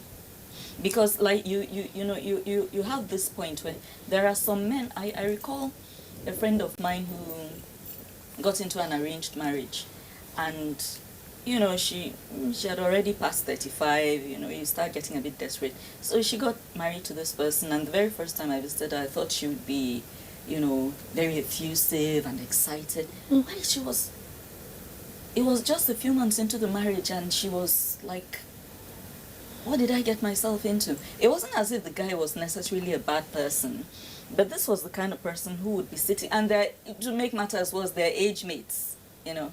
He'd be sitting here, and he'd call her from the kitchen, you know, where she's maybe cooking or something, to come and pass him this bowl. Or to make fresh food every day. For real. And, you know, like they were age mates. You know, this was the kind of person who would call her from, you know, wake her up from a nap to come and help him carry. Any kind of injury on the hand? No, perfectly healthy. Come and carry his shoe and go and entitlements. That's, you understand? That thing you said, and it's a big deal in marriage. It's not nice. It's not nice. It's not cute. It's not sweet. It's not. And she, you know, and there's somebody who is ordinarily hardworking. She's not a lazy person. But he literally expected her to be. I think the only thing she wasn't doing for him was giving him a bath. Wow. And she was shell-shocked. She couldn't believe it. The age mates, the guy was not like sick or anything. And she would be meaningfully engaged doing something. And he would call her away from that to come and pass him this bowl of biscuits. You know, we really need to stress on this point, because the truth is, when two people get married, I always say from the scriptural angle, it says two will become one. And he also said in the Bible that the woman is a helpmate.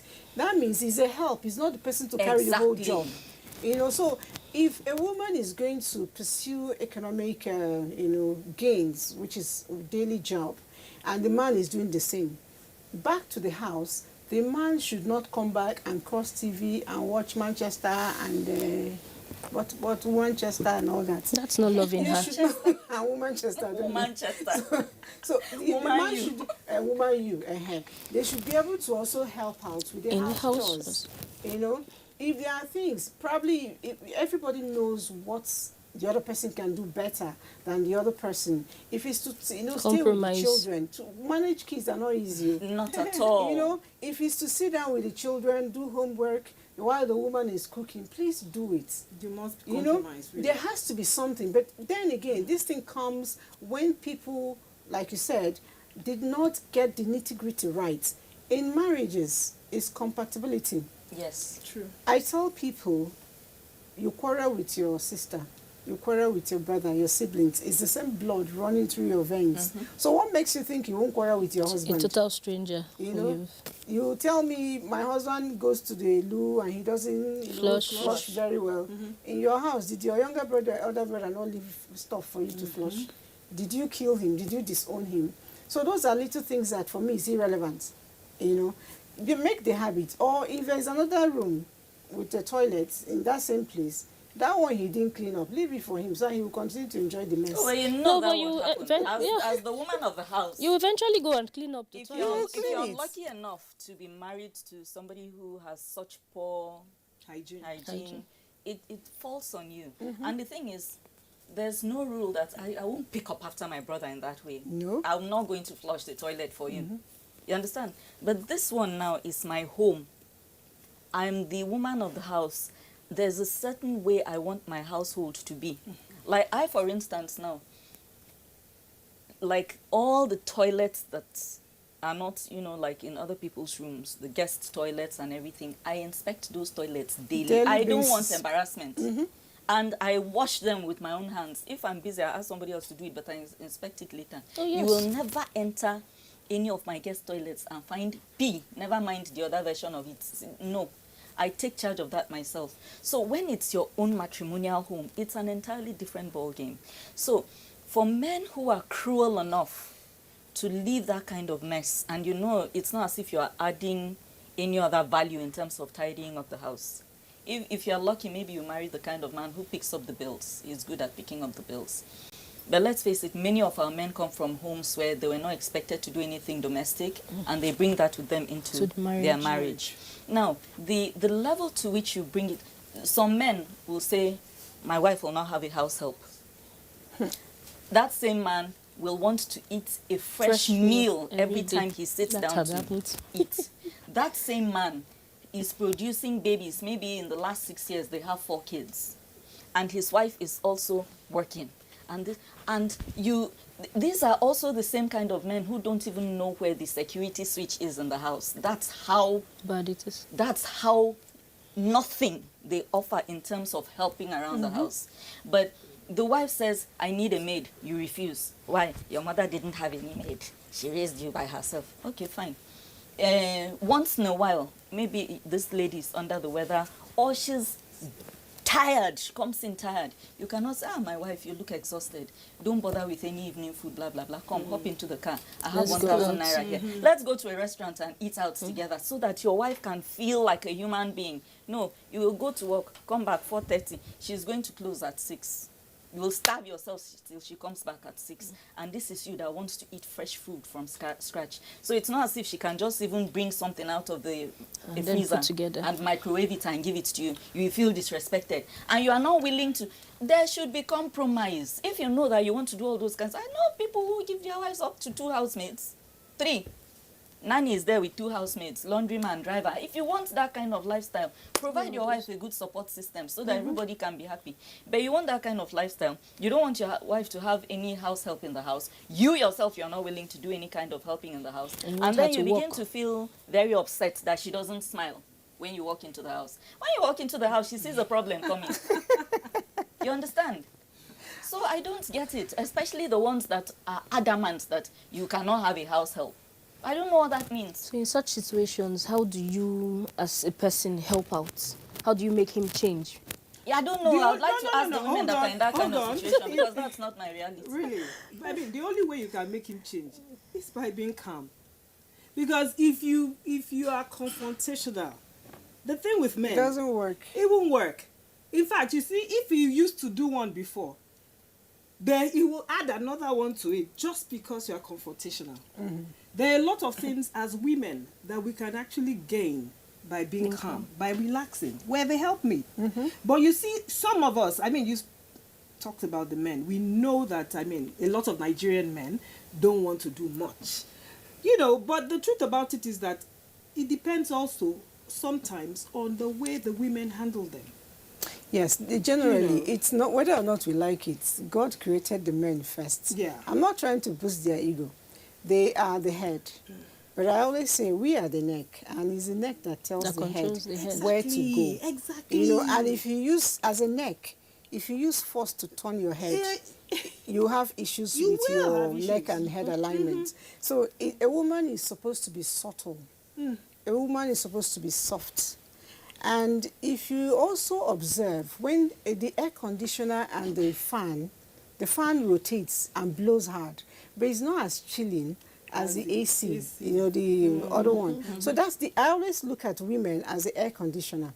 They are usually very subtle, very soft. They should be very subtle. Yes, we should be, yes. So they get to you, they chill the men faster than the fan, you know, that is blowing air, you can almost, you know, see.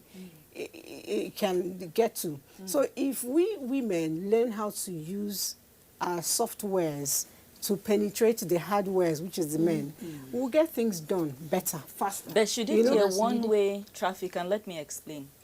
There are men who think that the only way they can assert... Yes, I've agreed that us women, by virtue of, if you're taking it from the biblical perspective and things like that, we're meant to be more subtle, the softer, the fairer sex, and so on and so forth. But by the same context, some men think that in order to show authority, they need to be harsh, mean-spirited.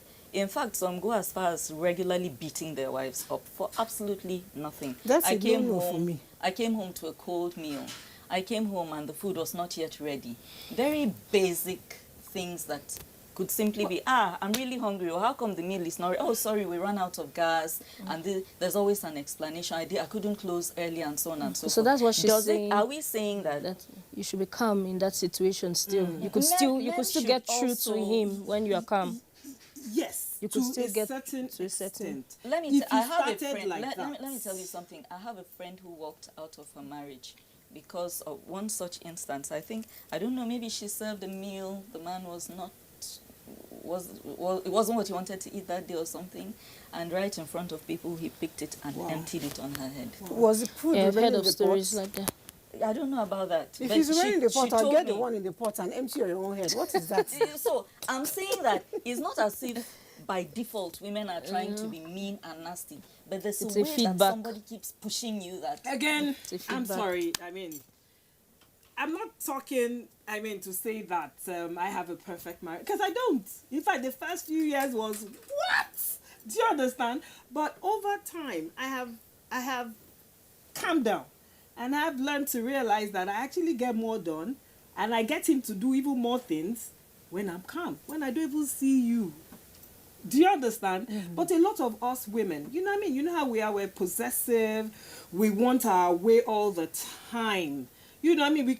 Sometimes a man just wants to breathe in the house. Mm-hmm. He just wants to breathe. And you see, when he wants to breathe, take that time as your own time to breathe as well. But a lot of us, you know what I mean? We want to talk about something. It must be now. Even if the man is... I'm not here to support men, really. Because I'm all woman. But then I don't want us... Because sometimes it's a give and take thing. Exactly. That is why it's important. In this day and time, we accept the rural areas. You rarely see pre-arranged marriages. Oh, they exist. Yes, that's what I'm saying. But it's not as common as it was in the past. The past. Right now, if I even tell you, my husband was looking at me like this on screen. We didn't know each other, as in, it was from screen like this. We actually met, and then he started to... and I was in Lagos, he was in Abuja here. So we didn't even... I think we only met like 2 times before we got married. Oh, yes. And it's working out? No, not that it was easy. You have to put in a whole lot. Okay, a lot of hard work. It had to be a lot of hard work, but it had to come with time.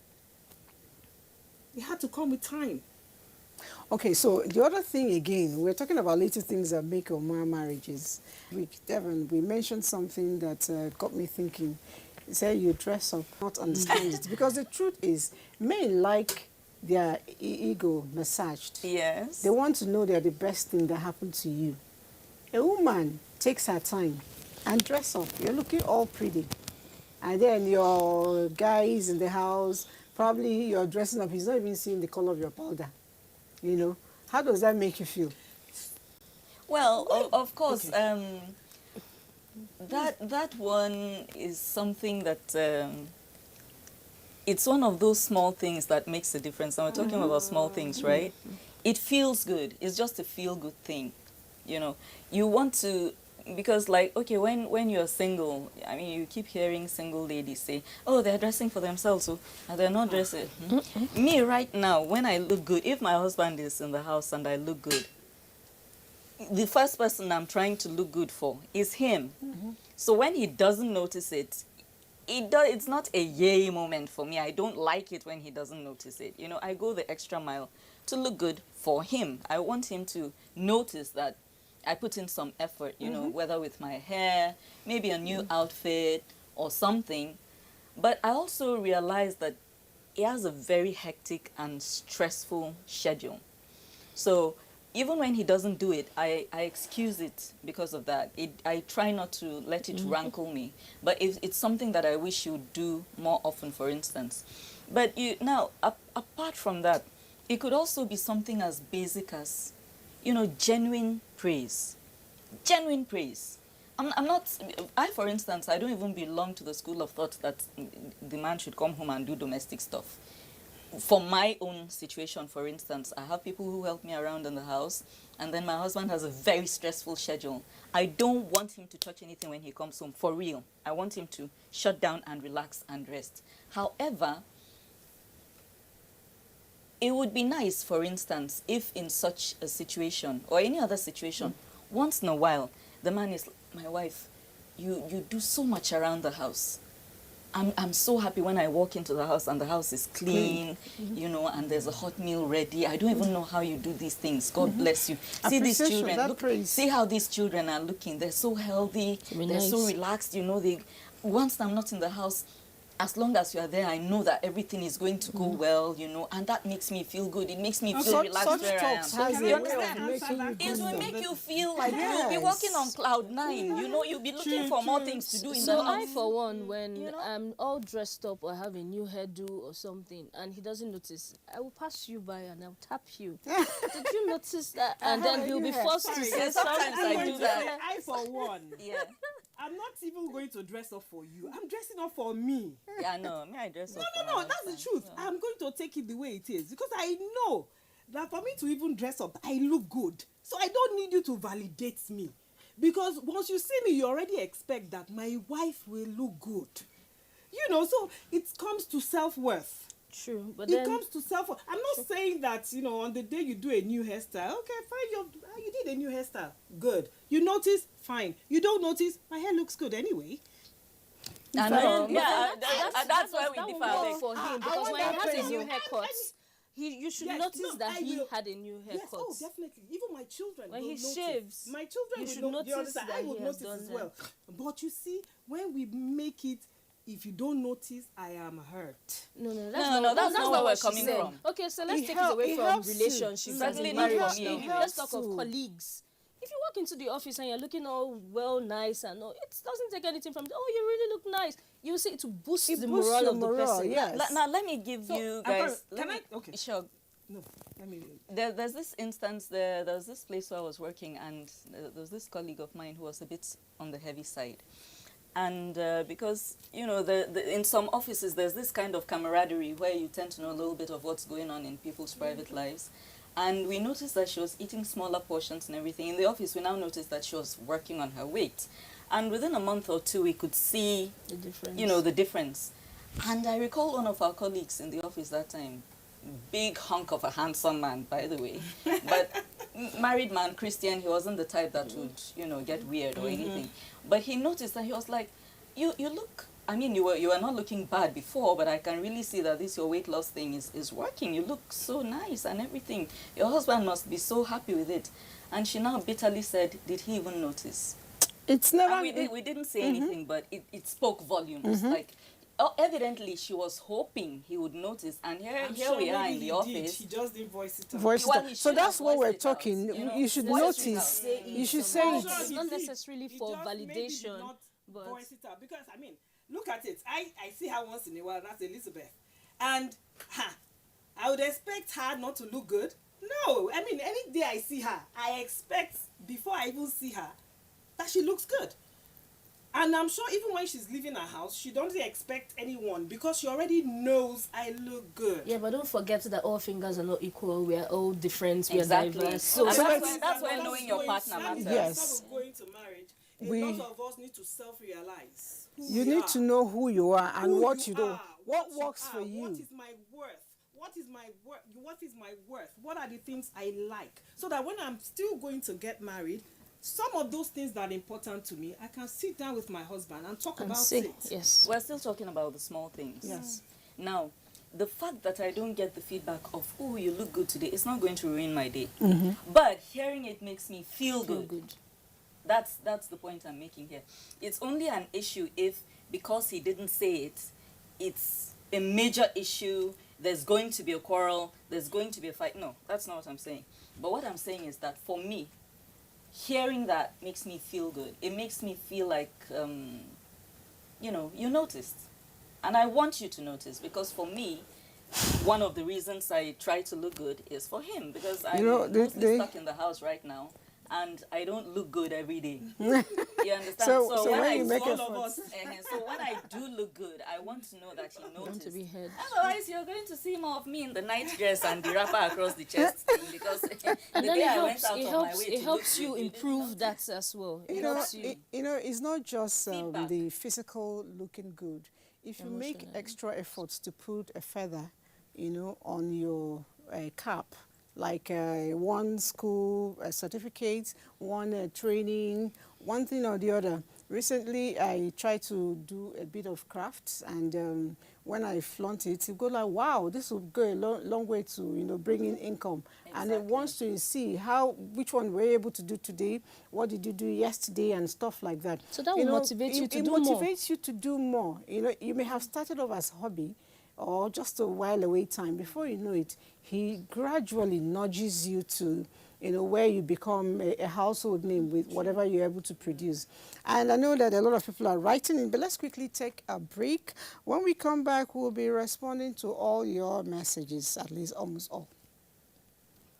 Nights rest filled by keeping baby's bum dry all night with Huggies Dry Comfort. With our stretchy waistband and super absorbent core, Huggies Dry Comfort provides all night dryness and comfort to make nighttime rest filled for baby and you. Huggies for all night dryness and comfort. Help make nights rest filled by keeping baby's bum dry all night with Huggies Dry Comfort. With our stretchy waistband and super absorbent core, Huggies Dry Comfort provides all night dryness and comfort to make nighttime rest filled for baby and you. Huggies for all night dryness and comfort. What's inside? Chocolate. Biscuit. Our new toothpaste, Colgate Maximum Cavity Protection. Why are we changing our toothpaste? Because with Colgate Maximum Cavity Protection, I can be sure your teeth are cavity-free. Cavity? What cavity? Let me show you. Most toothaches are caused by tooth holes called cavities. Ah! When you brush daily with Colgate Maximum Cavity Protection, its expert formula locks natural calcium in our teeth and helps protect them from cavity. It also has natural mint for minty fresh breath every day. Mom, can I eat chocolates now? As long as you brush with Colgate Maximum Cavity Protection. Colgate is the world's most chosen toothpaste. Colgate locks calcium in. Keeps cavities out! Recommended by the Nigerian Dental Association.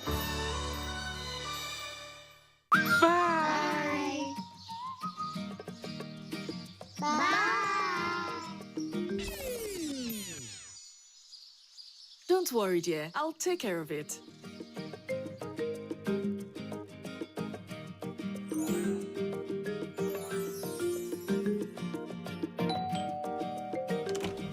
How do you manage to keep your fabric so white? Wow! And how do you manage to keep your house this clean? I always use Hypo to make our white clothes whiter and to keep our home clean and germ-free.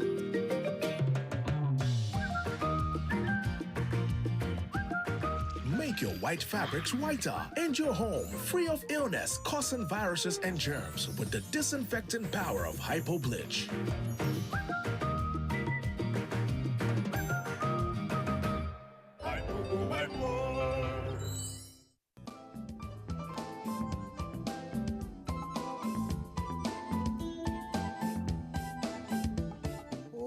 A whole lot of messages. Let's take this one that came in first. It says, hello to you all. This is not only relationship matter, but both society and nation building matter, and you need to make it collective. Where are the men in this matter? Anyway, the men are absent, and is intentional because truth is, this is female program, and we are gracious enough to bring in the men once in a while. But at the end of the day, sometimes we want to go back to what we know ourselves to do, which is a women thing. It's a women gossip. And if you're a man listening to us, exactly, it's for you to pick up what we don't like and try to change it. Then the women who are listening to us are also to pick up something and make their relationship feel good. Okay, only ladies discussing about relationship, I don't think it makes sense not having a man to share their opinion. It's not an opinion thing, it is our thing. Okay, so let's see. The Okonjo Iweala was appointed as the United Nations president based on her female intrigue. What is that uncommon? What is that uncommon a female is lacking in our modern society? Thumbs up for you. You did write your name, though, but that's a good one for us. And this one says, clean toilet is recommended. Keep it up. Okay. Thank you. Okay, that's you. Say you should keep it up. Good morning. I appreciate you all for being this topic today, for bringing this topic today. But you bring it late because I will have loved my wife to watch and hear from you people. All right. So the program is on YouTube. Go to Conversations on NTA, Facebook, YouTube, and all our social media handle. And you can copy it and send to your wife. And of course, there is a repeat this night, and there's also a repeat on Saturday. So your wife can get to watch. Very interesting topic. I learned a lot as a single guy that is planning to settle down. Very important. Mobis, I didn't write your other name. Beautiful people, I salute you. Wow, this is a documentary for me to read. Oh, that's long. Oh my God. I may not be able to read all of it, but let's see. I salute you all on this topic. It's really unfortunate that 60s and marriages have collapsed and 30s are surviving in oblivion. I will add to your contribution. Marriage is not for babies. Even if one is 50 years old, yet he or she is totally ignorant about marriage. There are norms a man and a woman must know before venturing into marriage. Completely through. Yeah. If you're not ready, for marriage mentally, I always advise don't go into it. Mentally, emotionally, physically. The thing is, marriage, if you want it to work, it's hard work. You need to put in work, physical work, like keeping your house clean, things like that. There's that one, looking after the kids and so on and so forth. Then there's also the emotional work of trying to keep your partner engaged, keeping the communication lines open, making sure that as much as possible you're on the same page, not that he's thinking this way and you're thinking in the other direction, and so on. So it's work. But like still talking about these small things that make or mar relationships, marriage, and so on and so forth. Do you know that food and how food is prepared can be a major battle in a marriage? Yesterday I was watching online a video where a man and his wife were sitting in front of a marriage counselor. Not here in the UK. They're Nigerians. But and she, you could tell she was, your typical, homeschooled kind of girl where, she likes to enter the kitchen herself and handle the food. Your typical, the type that our mommies are proud of, And her husband was, something about steak and potatoes and this, that, and the other. And the lady was like, what's wrong with you? What's wrong with egusi soup? Nothing will ever make me stop preparing pounded yam. I don't cook it every day. What are you saying? You cannot eat pounded yam once or twice a week because you want to eat steak and bass and this. And it was a whole, like you could tell she was feeling really affronted because she learned how to prepare all these Nigerian meals from her mother and her grandmother, and she's married to a Nigerian man. And she wants to show off those cooking skills and everything. And all this guy has for her is the complaint of palm oil. So it still boils down to understanding, know your partner. You can make pounded yam for yourself and then make the steak for him. Exactly. You still have a timetable. Monday you do pounded yam. Tuesday you do your steak. No, don't force me to eat what you eat. Her problem was that she was not preparing Nigerian meals every day. Just once in a while, because she misses home and she likes to eat those things, which she knows he also enjoys eating, and they were not an issue when they were dating. Now, the vibe I got from the whole thing is because they are younger, he feels he should eat younger too. It's not posh to eat some of these things. He wants to, and that was what was going on, and she didn't like the complex that he had. So it wasn't so much about the food. So you see, sometimes the capacity to read between the lines, what really is the problem here? It's not the underlying factor. Her husband is changing and she doesn't like it, and she's trying as hard as she can to hold on to, because make when I him was real. preparing pounded yam and egusi for you when we're dating, you didn't have any complaints. Well, like I said, change is the only thing that is constant. You can't hold on. You must try and evolve. If not, you are in trouble, he's in trouble as well. Exactly. I mean, you can't. Because at some point she will lose him. But there are many people that would never imagine that food, not that the food is not even sweet though. It's tasty. Do you know that taste buds actually can change with time? So, but what I say is that I don't like to eat doesn't make me, force everyone to eat my kind of food. For real, a lot of people will not want to eat what I eat. No, my but food in is this different. particular case, but at the right? same time, I must be able to give you, what if a man's taste bud changed? In this case, you could tell that, like I'm emphasizing again, that it wasn't really about the food. It was because environment.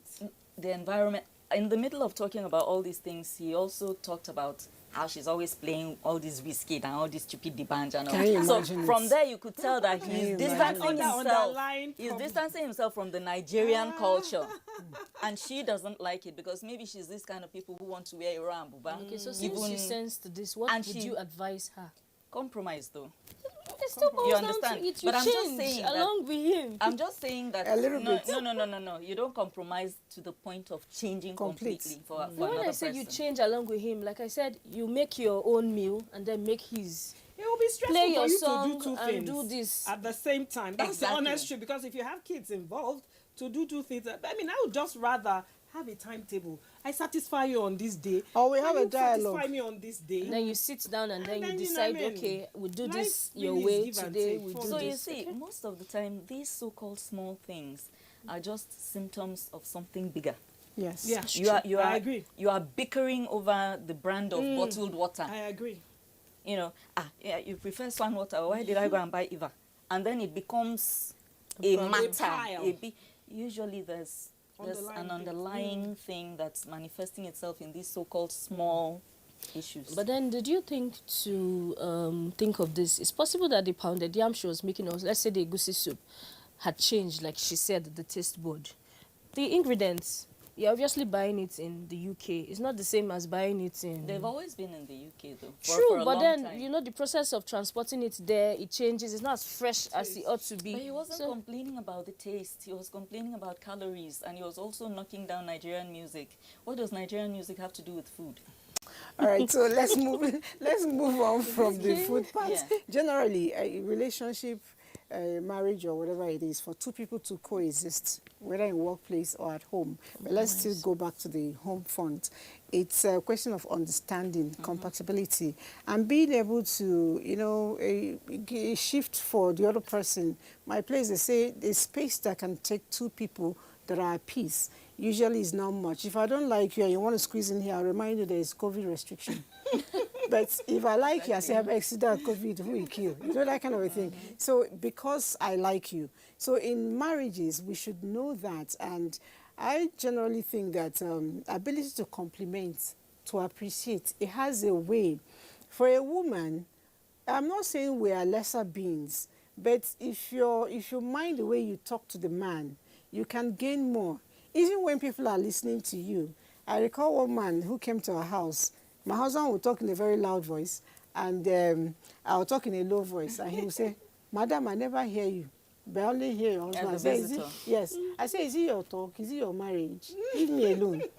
You know, use that you can actually tell somebody, you're so stupid, you know, in a very nice voice, and the person doesn't get to feel it. What do I mean? I'm not saying you should insult your husband, but something that you know may not be palatable to him. Presentation is important. Matters. And my director is on my neck. Okay, so there are a whole lot of messages here. I'll reply you behind the camera as usual. Let's quickly say goodbye. Well, it's been an interesting conversation, and I hope that if what we've talked about here can, you know, go both ways. Yes. Both people in the marriage should learn to appreciate each other and vocalize it. It's very important, I think. All right. Space. Very important. Space. Okay, and Chidelo? Okay, do unto others what you'd want others to do to you. All right, thank you very much. And with that said, I will not add a thing to it. Just continue to enjoy your relationship. There's nothing better than being at peace with each other wherever you find yourself. We'll see you again next week. It's Conversation. Bye for now.